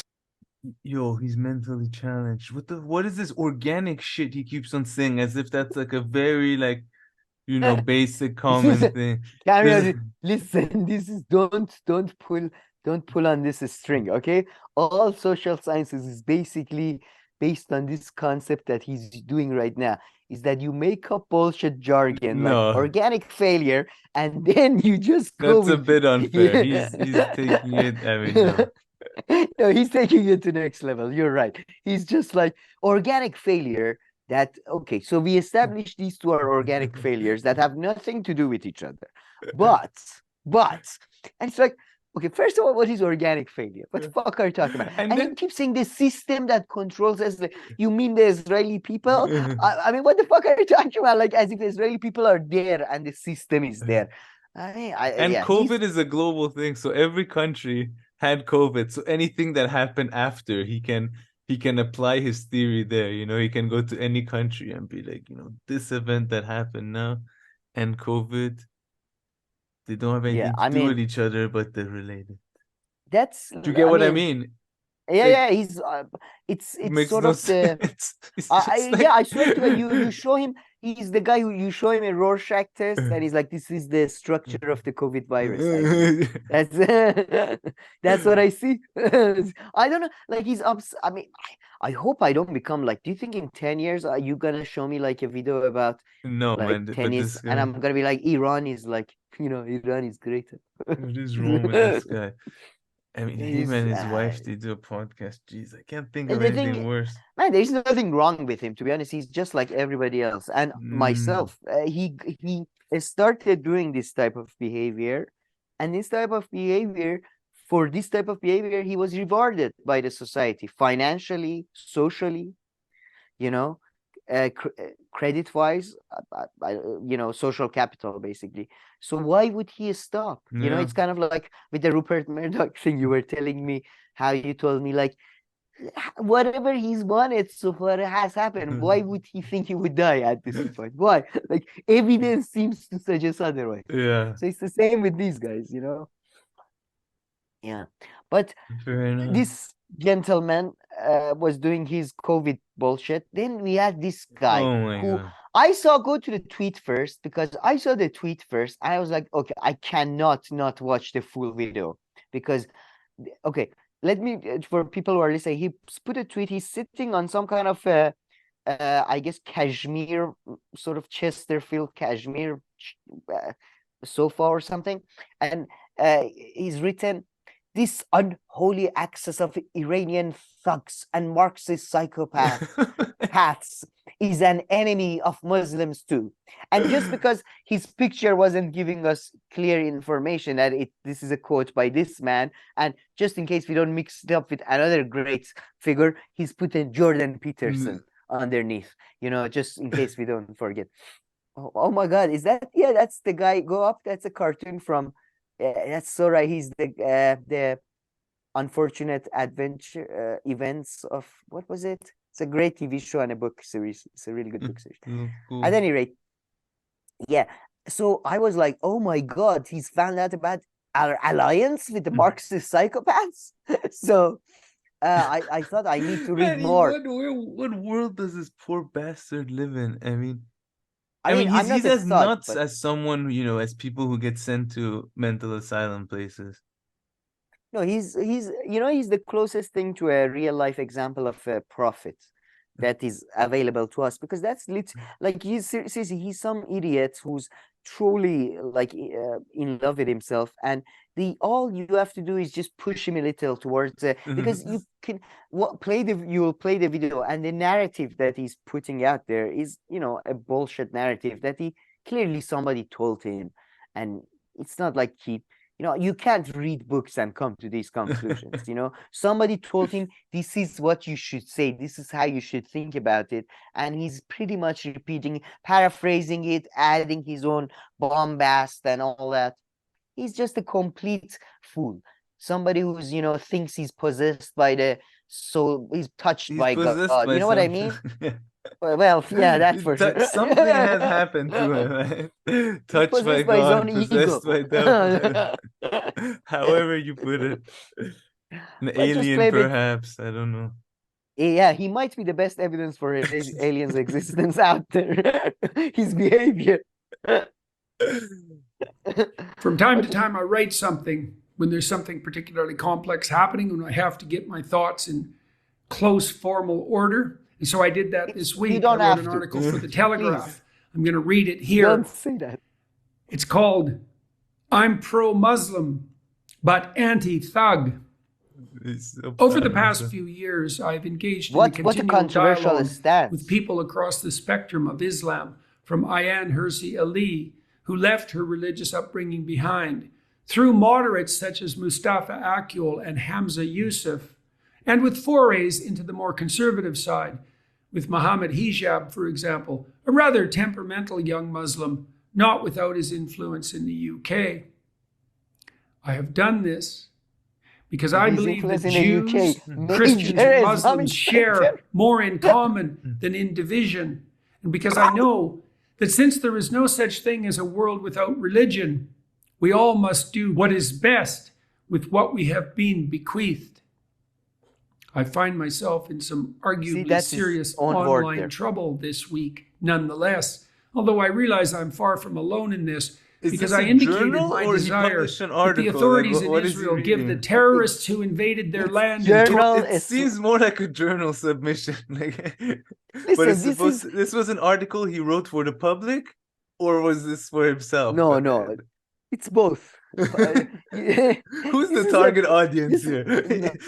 Dear Peter. Dear Jordan. Yeah, dear Jordan. Sorry, dear Jordan. As you know, you are a great man. No, I swear to God, I can't, like the way he's talking, he should be lying on the bed with both feet up in the air, just going back and forth.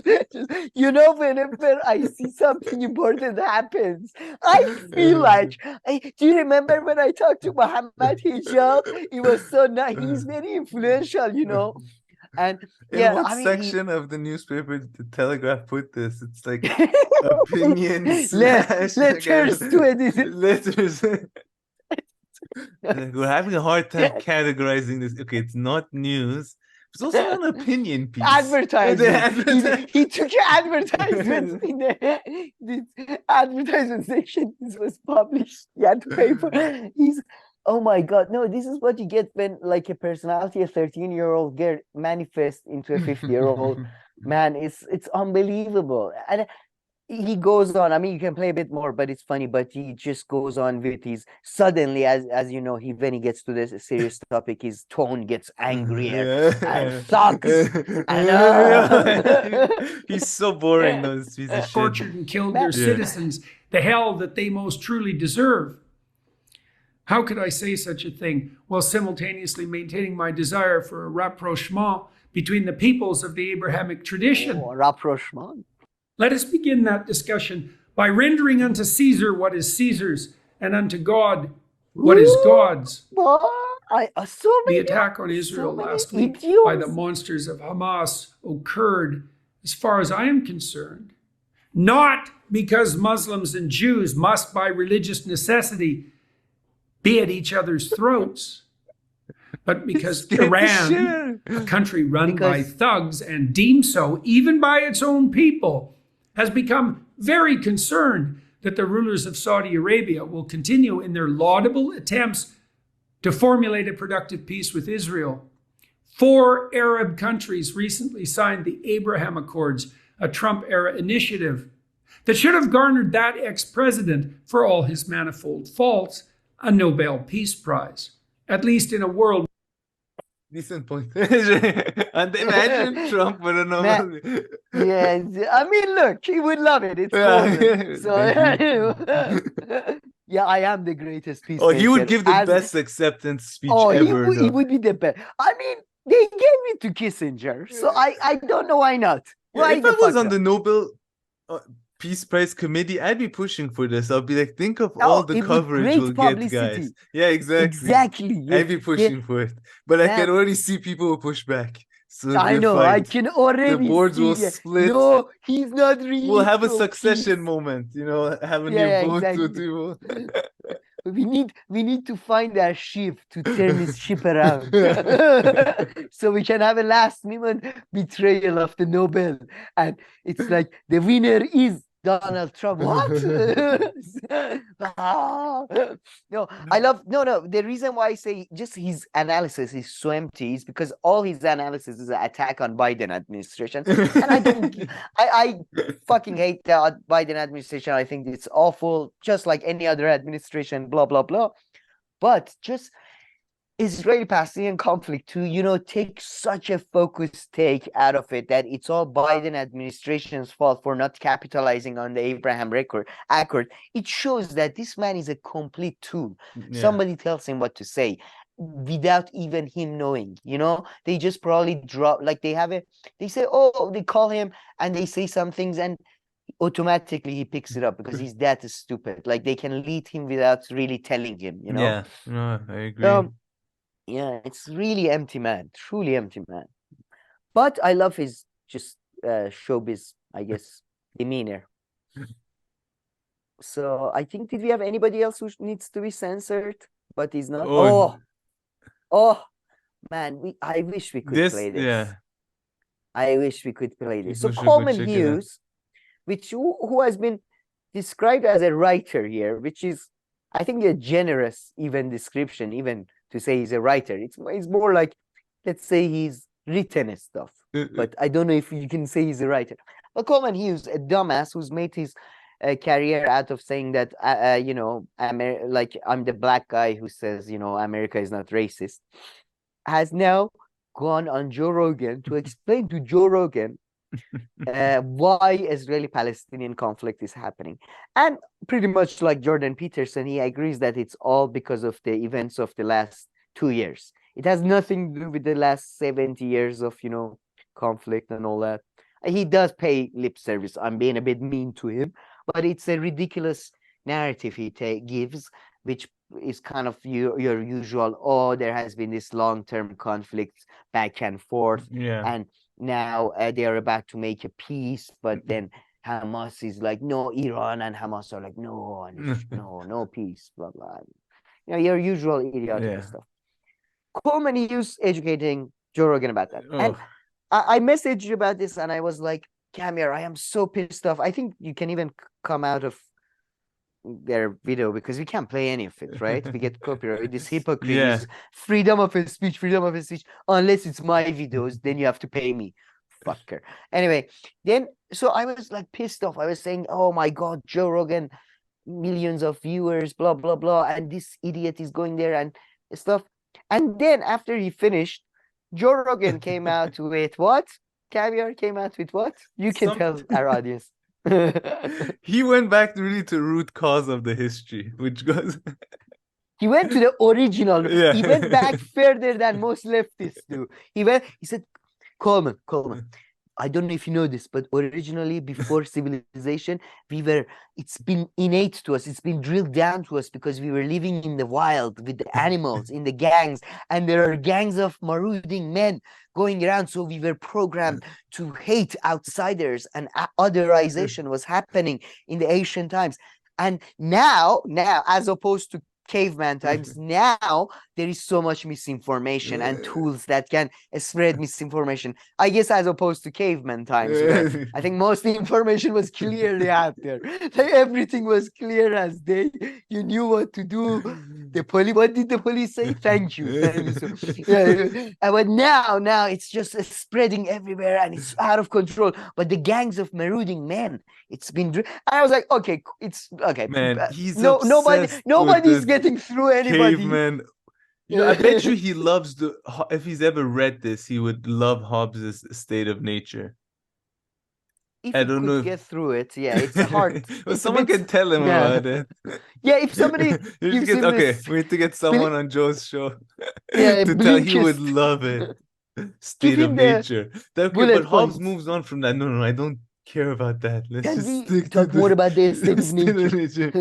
That's but just he talks the about beginning of the book. The sovereign ruler who comes. No, I don't care about that. State of Nature. What the animals, they attack other animals? How? As one or as a gang? Joe, it's two different animals grouped together. No, Joe, that never happened. Just checking. No. Look, there are rumors about a bear-wolf partnership. I've heard rumors. When I was hunting in the north, some wolf came up to me and said, that bear is my friend. I've heard are you denying? Have you been to the north? And you are denying this without having been to the north. Just to want clear. Yeah, so I was happy Um, that Coleman Hughes is not getting through to anybody. Everybody's basically they believe whatever they But man, want to let me believe. tell you something else. You know, Joe Yeah. Rogan is just obsessed. I was telling you, in MMA stuff, you see the same Oh. things come out. So, you know, he's obsessed with caveman normal state of nature, you know, that kind of stuff, right? Like, DNA. however he sees it back then. So with UFC and cage fighting, he's always like, if it was up to me, there will be no cage. Because the cage adds an element of like, you know, it's just it takes away from nature. I would have something like a big like basketball court. And at the same time, he's not thinking, I'm like, you know, back in the day, nature was not a flat a basketball court is probably further removed than but you know, in his head, because there's like, you know, nothing stopping you, like Yeah, your I thought back you're gonna say grass. Or like, you know, something, you know, sand or I don't know. Which Yeah, again, even that isn't. So even his understanding of whatever he's obsessed with is really weird. Yeah. I don't know what I think he has that fantasy that I guess a lot of men have. Yeah. That, Oh, like, I mean, we are like, he is you know, we are beyond the really fantasy. animals. Yeah. I mean, he's he's so, hardcore. You know, he's pretty much living it, I guess. I mean, I mean, but at the same time, he's such like a nice, calm guy. So like, I don't know, like, yeah, same as me, right? I'm always like talking about politics and war and all of that, but underneath, I'm such a nice, lovely guy. All the girls love me, right? Say that, Karim. Say it publicly. Just like just like successful, rich. But I guess his dream was that he was, you know, that's the era he would go back to when he was, I guess, a caveman hunting animals. By the way, when he was talking about the marauding gangs of men that everybody was afraid of, the glee in his voice and eyes, the marauding men. I wish I was one of them. Can I join the Spartan? No, we don't have those four. I wish I could be one of the 300. We are not fighting Persia. But can you just one more time? Just please. One more time for my No, Joe, no. Seriously, he would go to Oh yeah, he wanted to be one of the marauders. That's I mean, if there was you haven't seen Mad Max, even the new one, you haven't seen No, the I new have. Mad Max? Yeah. Oh, it's did you like that? I can see with you it can go both ways. Yeah, it wasn't bad, yeah. I don't remember Such a hating weird. it. Most people either love it or hate it. I love it, but yeah, that's anyway. In cinema, it's amazing. But I can imagine him. Yeah, just his dream like life. That's utopia. Mad Max is a utopia for Joe Rogan. Sure. It's like I mean, oh, he would this get is- he would did get you more see- animals involved. Is it on his Yeah, show yeah, or yeah, something you're right. recently? I heard, you know, like 90% of the crazy wildlife is in Australia or something. So he Oh, would have definitely, definitely yeah. introduced some, you know. Australian angle. Yeah. Yeah. Oh, I mean, Mad Max is. You're right. It's filmed in Australia and Australian product. I mean, yeah, I can just imagine him coming out of Mad Max. What a fantastic utopian movie! I can't wait to live in that world. It was a very realistic movie too. The hero of the movie gets killed. The main guy with the mask that had women imprisoned, had a personal harem. They kill him. It felt very tragic ending. The director was very brave to kill the lead character like that, the most sympathetic character. But yeah, he a would great love guy, Hobbes' great guy. state of nature. Just the idea of it. Just the 31st pages. Just before we get into the details and the history and all. Yeah. But yeah, I think we are done with Israeli-Palestinian issue, I feel. Unless you have something. Yeah.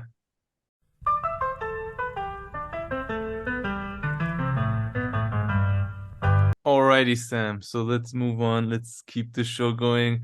Finally, it's time to talk about our. I mean, is Cenk suffering from delusion, or is it more serious than? No, we are going to, in this segment of the show, we are going to talk about two serious candidates running 2 serious campaigns to seriously probably get your money for their books. That's probably what's going on.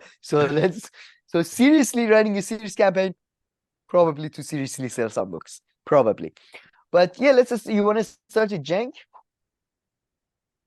Yeah, I mean, shall we play some? This is a monumental video. This video is gonna go down as probably the moment history changed. Don't you want to play it again? I mean, the logic that is applied, and Anna before- is just forced to ask us some of the important questions. Maybe just listen to one of them here. Sure. Just remember before playing this that this man was not born in the USA and cannot probably, and his mother was not born in the USA. So No, did you hear the part? Did you hear his explanation? I did, but I don't remember Yeah, because it's it probably was too here good. now. Yeah, Something about some ruling which didn't apply. You'll hear it. Dropout. Nice. Saying that this is a massive risk that will likely get Donald Trump reelected again. And they kept on going on breaks non-stop. It was so In weird. a recent interview. Pause, sorry. Just, I love the fact that, but one thing I can tell Cenk though, your campaign has no chance of like kneecapping Biden's campaign. You're not a threat. You're not gonna split the vote. I don't think. I think he's gonna generate. No, he's gonna generate his own original votes. I think. Sorry, go ahead. With the Sitch and Adams show, you had described your congressional run for California's 25th district as the worst experience of your life. In that election, you received 6.6% of the vote. It was also the worst experience of my life. What makes you think that hilarious. anything would be different this time around, given the way the media treated you, given the stunts that the Democratic Party pulled against you? In order for your plan here to work, you just said it. If you start seeing support for you, 20 to 25% of the vote, that seems like you got that support, then maybe there'll be actual pressure for Biden to step down and not seek re-election. But what makes you think you're gonna get anywhere near that, considering what you've already experienced with the media's treatment of you? Yeah, so I'm under no delusion that mainstream media is going to be all of a sudden, oh, Cenk Uygur, we've changed our minds. No, they're gonna be vicious. Yeah, no, I know how mainstream media works, and I said it today in another interview. They will lie, they will smear me. There's no question. That's what they do to every progressive. And if you're in mainstream media and you're pretending that you're not biased against progressives, that is hilarious.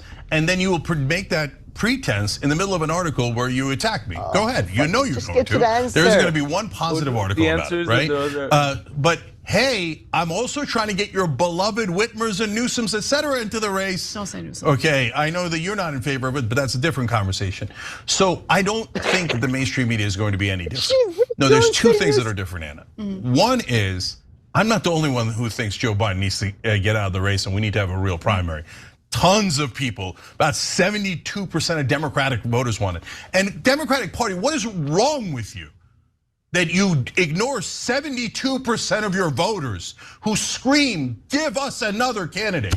So if you didn't want me in the race, well then you should have given him another candidate, okay? No, I don't. And if you didn't give him that, you got me instead. So deal with it. Now, in terms of why it's different in terms of being able to break through. In the congressional run, we couldn't break through. Why not? Because they smeared me. And by the way, if I read the LA Times article and I was a voter in the 25th congressional district and I heard nothing else about me, I would have voted against me. Because the lies and the smears in there were unreal. I mean, they said I was anti-Muslim. I wouldn't vote for a guy who's anti-Muslim. They didn't tell people that I'm actually Muslim, that my background's Muslim, right, etc. So, but this time, it's a little bit different media dynamic. So now we have a great number of online shows. We have more liberal outlets, conservative outlets, independent outlets, like you name it. We've got every kind of outlet there is in online, in radio. I've been on black radio. I'm gonna. So that's his answer, the most pathetic answer ever. He's gonna go on black radio. That's his answer. Welcome back to TYT. We're interviewing Cenk Uygur, who's just announced that he is entering the presidential race. He will try to primary President Joe Biden, who is seeking re-election, who is taking a massive risk considering how poorly he's doing in the polling against Donald Trump. And this is Cenk's way of trying to basically prevent what appears to be a future set in stone for both Biden and Trump. Now, I want to read some comments from our viewers, which we know, which leads me to think about the actual kingmakers in every election. And those kingmakers are not. I said, why? Sheltered and housed and everything. Alrighty, well, yeah. They take a break every 3 seconds. I guess Cenk needs but they to never did this. Like, why? Do you have an answer? Maybe the advertisement because they're broke. I don't know. But yeah, I mean, at least we're not seeing the advertisement. Yeah, maybe on some other platform somewhere. Yeah, maybe. That's what I'm. Man, but Cenk is beyond the like. Man, I think if you were such a popular man, why did you not run and do this now? You know, it's like, oh, you were always the fastest person alive. Why did you decide to tell us when you're 28? You know, you could have been running your whole life. I mean, I don't know. We have clips, I think, of he goes, by the way, people, another shot. I mean, Cenk is breaking news every second. He made up with his old friend Kyle. We can expect Kyle back on the TYT network. Hopefully soon. I don't know. I'm just bullshitting you. But at any rate, he was back there, and I don't know if you so what did you just God damn it. What did you say? It was something about this I wanted to tell you. Oh, but that they're friends again now? No, that's for sure. Yeah, but something you said one. Makeup? Anyway, no, that was that I distracted myself. But I'm very curious what the Vanguard boys say, though. Oh yeah, I mean, I don't think I saw their Can I take just play a on little Cenk bit? running. It's 3 Yeah, minutes. for sure. I haven't heard anything yet. Did you guys see Cenk has been disqualified from the Nevada caucus because he crossed out natural born in front of citizen and wrote the registered form? All right, I'm going to fact check this. I'm going to take you at your word for a second, Cormac, but I want to double check and make this true. Let's look. Sounds And didn't amazing. cover it for Nevada. I was actually worried there was a typo. I fixed it. Now I'm your president. Just let me go ahead and do this, guys. Trust me. I have a very popular web show. Trust me, guys. I'm over 1 million subscribers. Okay, guys. That's horrible. Parade this before the Supreme Court. That was his argument, guys. He was just going to cross it off. He was like, no, guys, don't worry. Trust me. Before the Supreme Court, I got the final whammy. We're gonna do one quick brush stroke of whiteout. So it's gonna look snazzy. It's gonna look snazzy on the Okay, page. sorry about this. I regret it. What's going on? They don't Yeah, look like it's- themselves. One of them is turning into like a Jesus. It feels, I don't know, the Gavin one. But at any no, that's what I was gonna say. You know, I think we discussed this on the show even before, that there's that saying in Persian that if I was the king's daughter, and then like for people who make like, you know, they put a huge if, and then sure, if that.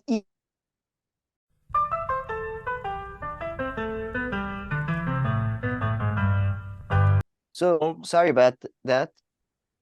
As I was saying, there's this thing, I think we discussed it before on our show, which is this saying in Persian that people who are bullshitting you, you know, they put something in the beginning that is like the biggest hurdle ever to overcome. And then and jokingly we say, you know, if I was the king's daughter, I would do this, that. And he's kind of doing the same. He's like, if I got 25%, then I would go destroy Joe Manchin. Then I would destroy Trump. Then I would campaign and bring out the biggest. I'll make abortion legal even on the moon. I'll do this. I'll get the 20% first. Yeah. I'll get the dark money out. I get the white money out. I won't allow any money. No money in politics anymore. You ideals or nothing. Okay, brother, as Cornel says, brother, get the 20% first before your ambitions. Man, he got 6% in his own state. And listen, that's not always doesn't mean okay. Like, you know, Trump might not be able to win some kind of election in New York or something, let's say. Yeah, less people show up. But especially his, though, in California, too, in that state. He already did that bad. What makes you think that? I genuinely think that he would have had a better shot if he ran for Senate in California or something, because districts are so small, man, and so few people show up to vote. It's almost like you're either better off be like a loser that just stays on the street and knows, like a loser that knows the people who just walk around in the street, or you know what I mean? Like, it's just, I don't think his fame is too much for a district, but too little for national level. He needs to focus on a state level, like in California or something. Yeah. I don't know. But Or listen, when you honest, can be president of the world or the universe. yes, yeah, your universe. We Turks have never been criticized for lack of ambition. That's one thing you can say about us. We don't lack ambition. Yeah, Cenk is gonna be the head of the UN in the meantime, in the next and year. he's gonna go to Israel. He's gonna free Gaza. Okay, look, when I get elected, don't worry about the election. Okay, when I get elected, I'll go free Gaza. I'll go free I don't know what other issues do we have around. Do I free Ukrainians? I don't know. I free them all. I free everybody. Just like if I had, it's like basically everybody's just doing role-playing games, right? Everybody's doing role-playing games. It's just he doesn't have a video game or PlayStation, so he has to. But it's so funny, like, on his own channel though, he gets destroyed. I mean, it's non-stop. He is destroyed in the comments. Oh yeah, section, Anna was destroying him. Anna. Anna was pissed off. She was like, "Why are you running, man? You ruined my life once. You gonna do it again?" I mean, I swear to God, this is all back to back, horrible comments, Anna but with is no married, likes, right? Huh? Anna is married, right? Yeah, Her Anna's husband married. is never gonna step into stop this abusive relationship. Like Anna being dragged through But mud listen, and hold on. shit. Let me just finish this point. But here, though, on secular, at least on Kyle's channel, people were much more. I was surprised that. Really? Yeah. They were more positive than, I guess. He's really tapped into the crystal ball audience, right? Like the breaking point Sager crystal level intelligence. I guess they're coming over. I can read. It's far from me. Yeah, I know, but yeah. They're positive, really? Yeah. Can you? Good to see. Cenk 100% correct. Jesus Christ. Cenk 100% correct that tomorrow the sun will come out. Man, the comment section, I swear to God, is the most depressing part of YouTube. Like, when I see the comment section, I get like the breaking point comment section is a tragedy. Seriously, it's like it makes me cry. Like people, yes, Sager's analysis, top notch. Oh my God, Crystal, what a sober. It's just man, like, it makes me so sad. It makes. Although I would say I sent you this, which was the comment section on this was a pleasure, because I had no idea about breaking point people. Apparently they hate Kyle, man. Did you know that? You said that, and then I was looking in the comment. I saw a lot of hate. Oh yeah. Oh, for sure. Man, there is this joke going around. Oh my God. Kyle is the kind of guy, and then whatever stupid thing. And it's so good, man. I was like reading it for hours. I was just having fun, because go up. Man, go up. Because this is related to, by the way, this is a good segue to Cornell West, because one thing that comes up and they discuss here is the fact that, I don't know if you know this, Camille, but Cornell got the money from billionaire. No. From a billionaire. He got money. Anyway, he got money from billionaire, and go up just to Kyle's face. And we need to see the face when we are talking about the analysis. And that raccoon with the scabies over there called Kyle, his analysis is that the billionaire is trying to kneecap Biden, and that's his analysis of a billionaire giving $38,000 to Cornel West. He thinks that he's giving that money because that money is going to help Cornell, undercut Biden and all that. The raccoon might be right. I don't know. What do you think? Man, Biden must be the luckiest person on earth as a president. I know, right? Like the threats that he's facing. It's literally like, you know, me and not even a fly. Fly poses more of a threat to me. Like I'm pretty sure, man, to Biden right now, fly and mosquito are a huge threat. Unlike Cornell and Cenk, who are, you know, a mosquito can right now be a life and death situation for Biden. But oh my God, but man, Kyle is he getting fatter and mainly in the stomach? This is mostly a Kyle roasting segment. I'm not interested in politics. And okay, I'm just to anybody, I know it's a major problem among white people and East Asians. If you haven't managed to grow a beard and you're 35 years old, it's not gonna happen. All right, stop this. Okay, what is this nonsense? It's like he's got a scabies or something. What the fuck is going on? Oh God damn! It looks like he's 12 and 55 at the same time with that dress. Ah, God damn! I don't know why I despise him so much these days, but it's just his idiotic take about. Yeah, so this interview was before the $38,000 or $33,000 that Harlan Crow, the billionaire, gave to Cornel West.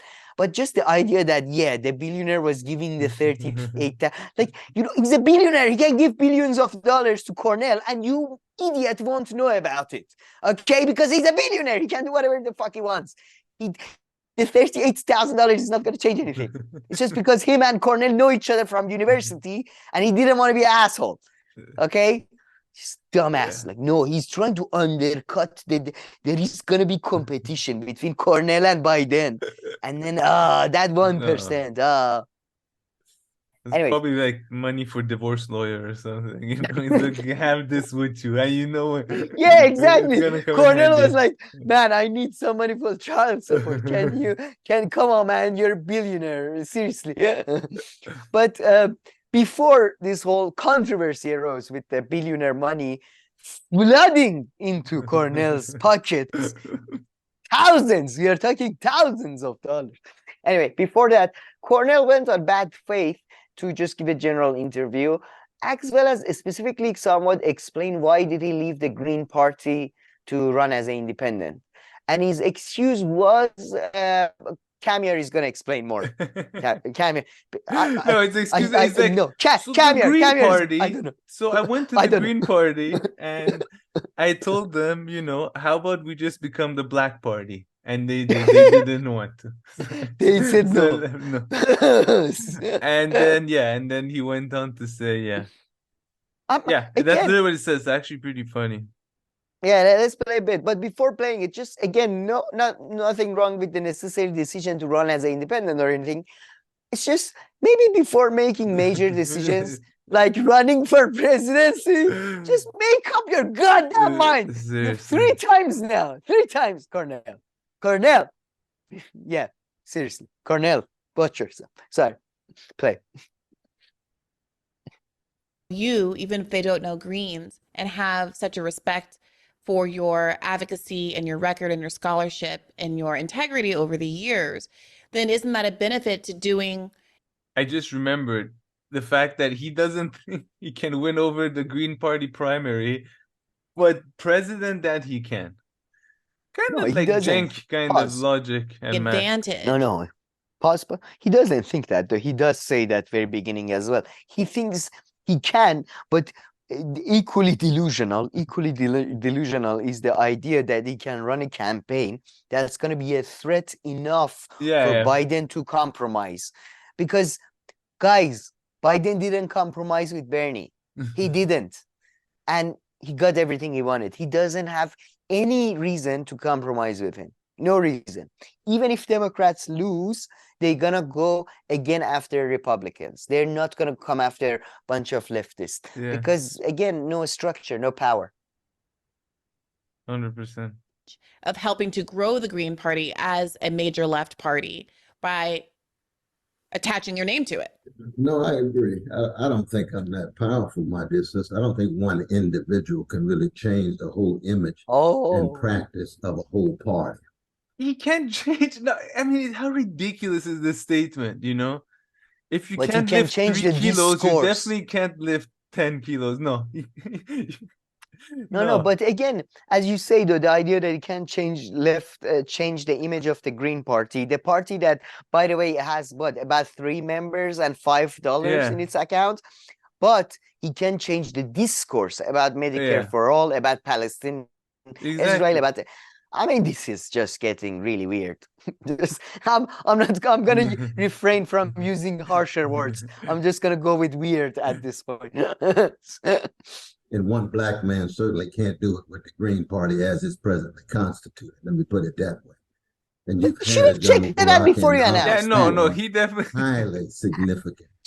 I agree, but and visible people within the black left that's been part of the party. Bruce Dixon, who I love, who's part of Black Agenda Report, and others that still weren't able to bring large numbers of black folk into the Green Party. There's a reason for that we won't get into right now. So I don't really think that the real reason is majority of black people don't vote because majority of black people are from working middle class. They have real lives to get to. It's like, I don't know what Bruce Dixon. And he has a certain, he has a bit of a point. Right? Sure, he has Green a lot Party's of points. Not popular among black people, but you didn't know this before, or anyone, frankly. Yeah, like seriously, you didn't know this before, and B, like, are you running to become like what, the black people's president, or you want to become a president? I don't get it. I don't understand, and yeah, exactly. I don't. And like with you, really they'll come, right? Bree's saying, but thanks to you, you'll become you'll attract them. It's like, no, I'm not popular enough. Okay, but you're popular enough to change the entire world. Okay, 100. Yeah, got you. No logic. Go sit next to Cenk, you both of you. Your logic and then... Okay, you are in the Cenk corner now, Cornel. Cornel, you're really doing badly. No, but I mean, it's beyond ridiculous. I mean, I don't know what to say, man. It's due diligence is not his thing. That's the thing. I really chocolate, then checks the expiry date. Yeah, exactly. This is how you end up with 5 divorces and get in child support. That's how it happens, by the way, guys. You announce shit and then you're like, oh, yeah. So I just like to, at this point, I like to ask NSA or anybody who has access to the transcript of that discussion with Chris Hedges, the phone call he had with Chris Hedges that convinced him to go to join the Green Party. What was the basis of that argument? I like to know. When Cornel joined the Green Party, the whole basis was that People Party is shit. Cornel, get out. People Party, Cornel, you made a huge mistake. So, I mean, anyways, just, I hope, I don't know.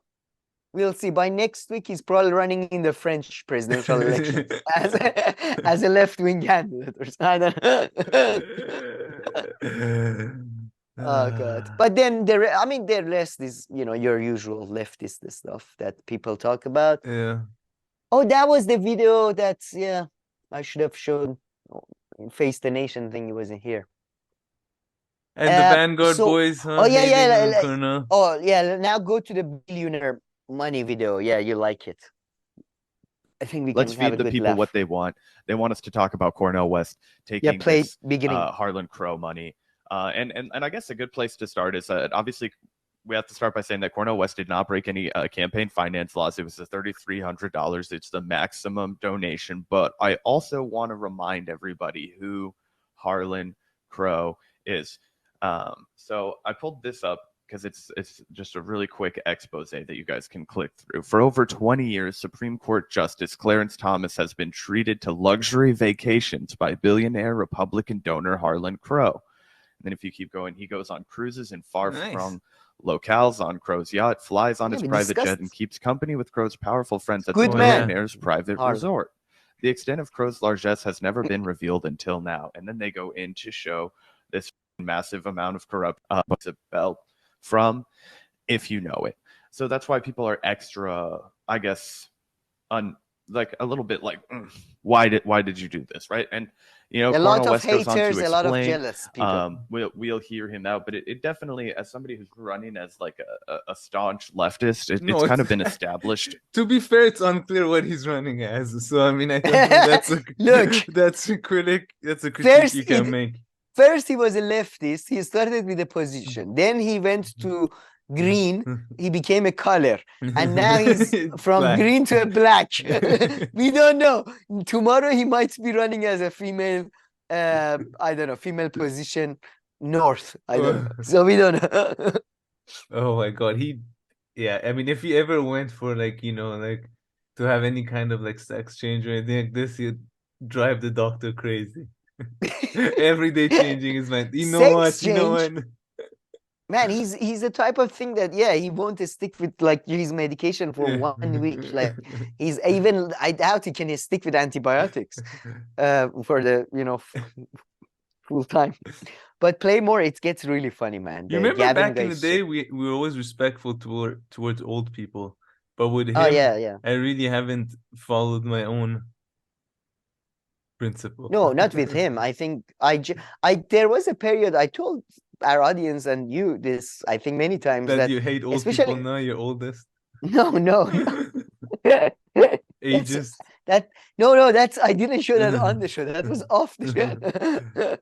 No. It's just that I genuinely tried about a year or year and a half on our show to be nice and like respectful of all people and ladies. And it's just I can't. It's just I can't. It's general. But yeah, play more. But yeah, Gavin. with him, I've really lost it. Particularly in the wake of the Bernie Sanders candidacy, that you really stay far Might go to away hell from for this. billionaire money. But I'll pass the baton to you. Not for this. Yeah, so I'm You gonna don't think be so? I honest, don't know. guys. I've given Cornel West the benefit of the doubt. I've been enthusiastic as a supporter, but this is just about the last straw for me. I'm not gonna lie. I think this is totally fucking disgraceful, and I'll tell you why. It's not just the fact that Cornel West received this donation, it's his response to the criticism. So, as it says here, Cornel West draws a max donation from GOP mega donor Harlan Crow, who is a billionaire. And like you said, Zach, not just any fucking billionaire, perhaps one of the most corrupt Republican mega donors He's like that's 7 around. billionaires. Obviously, most infamously associated with Clarence Thomas of the Supreme Court. But apparently, He's now also a decided- real estate developer, which I just feel like doesn't help his case at all. Like Right. that's how this guy made his money. Is he's Smith, dang, WTF Cornell, 100%, man. This is bull. So again, let's get through all the details here. Progressive. Oh God, don't. So I don't know if you noticed, but the pubescent Jesus over there is very upset with Cornell for selling them. I mean, look, it's $40,000. I think they went to the same institution they taught, or the guy who Harlan Crow was like his dad or something was the founder of the institution. Cornell taught him. So, it's like somebody and he's got so much money. Like, I'm pretty sure he was like out of politeness. I doubt. I mean, these people are idiots. They really don't understand what corruption is, do they? Like, I don't. Maybe we don't. Maybe $40,000 for Cornell is a life-changing. I don't know. Cornell is in a lot of debt. It could be a bit of a thing, but anyways. Yeah, that money's gone. Okay, and just to wrap it up, we have this video, I think. Yeah, so since we were on Cornell and stuff, and we were laughing Is this about the all Cornell of Iran? No. This is Yuval Noah Harari, the author. He's been doing the rounds. He's been the voice of liberal Israel, going around doing interviews, and he kind of, in many ways, I think people on the left are also. And I'm not gonna name names because I kind of maybe hope to do I don't know. That's actually, I'll ask you this on our show too. I kind of was thinking of doing a debate with somebody or something, or asking for discussion. But it does feel like pointless, man. Yeah. Yeah, I know. It's like, I mean, this Yuval Noah Harari is, he's the phrase he's saying, he's going on all the channels. He's saying Hamas did not just want to kill Israelis. They wanted to kill the idea of peace, the idea of peace. the just the usual like liberal, bullshit that the real tragedy is the idea of peace that has died. And then you have leftists, man, and these are like, oh, we are the last leftists. We are really hardcore and stuff. We are the true Marxists, educated, blah blah blah, and Hamas is also bad. Israel is also bad. Is bad. Just I genuinely, it feels like all they care about is morality. Like they really don't give a shit about like anything real. I don't know. That's the. Did you watch some of the videos I sent you? Yeah, Did you get a similar vibe or? Yeah, I mean, I couldn't stand it. I mean, he's different. I mean, he I can just imagine 100% exactly what he said, I feel Based like on a lot of reading his book, leftists. he just has, I'm sure No, he man, put his own like spin and interpretation of what that he always does. Sure. Don't you feel a lot of leftists, whenever push comes to shove, become exactly like him? Or people like, suddenly it's all about process, and what about the peace discussions, and what about the larger morality of the blah, blah, blah, blah. Like suddenly they become all about out of context values and principles. Suddenly all of a sudden, I don't know. I feel like whenever push comes to shove, whenever they have to put their, except, by the way, there's few, like, I'm not talking about obviously Norman Finkelstein or some, but there's a lot of, I don't know. That's the, he's going around and doing great stuff. Oh man, he did it did you saw that with the Katie Alper, his 3 hour? That was great. Legally, philosophically, like that's, again, he does. Anyways, but yeah, I just found it very disappointing, this bullshit about, Hamas is bad too, Oh, really? Are you telling me if you, for 8 years, sort of marginalize the people, for 20 years, put them in a cage, and if like 90% of water is poisoned, 60% unemployment, and 50% of people under 18, so significant population of hormonal teenagers. Yeah, I'm sure the political movement coming out of that is definitely a liberal humanist movement. Yeah, that's what they should do. That's what hungry people in Gaza should have their values checked, I guess. Just, oh my God, like really, you guys are, it feels like they've never been hungry. And even as a rich middle class person, I kind of can relate to being hungry, but then again, these people can't. I think. Anyways, I'm ranting for no reason. But okay, about videos we haven't shown. Let me tell you something to wrap up with good news, and we can go to our screen. And this might make you happy. You might know about it actually. Tell me. But did you hear about, so Iran and Qatar had a football match? Okay. And Iran's former manager, Kairosh, is that how you say it? Okay, yeah. In English, I don't know. He left Iran in a very bad situation. He kind of, some Iranians considering a betrayal move type situation. And he went and he's working for Qataris now. He's the coach of Qatar. And now Iran has a new coach. They have a football match last week for, I don't know which, I don't follow football. I don't know it. And man, Iran destroyed them. 4-0. 4-0, yeah. I mean, Qatar team is weaker in general. They have, it's not fair, to be honest. But 4 goals from the 69th minute. The 4 goals were scored in 10 minutes. Yeah, it was they said storm, 10 minutes, a storm of stuff. I don't know. I don't follow. I know I shouldn't be happy, but I was a bit. No, you should. A great thing happened. I wasn't involved. I didn't score any of the goals, but no, but you made it possible. You made the country and infrastructure possible. How exactly to allow... did I do? So I'm watching the goals right now. Hold on. Are they good? Wait, let me just show it to you as we wrap up. Do you know? Do you remember Amir Qalenoui? He's the coach now. Oh no, not really actually. He was the Istiqlal coach. Oh, I see.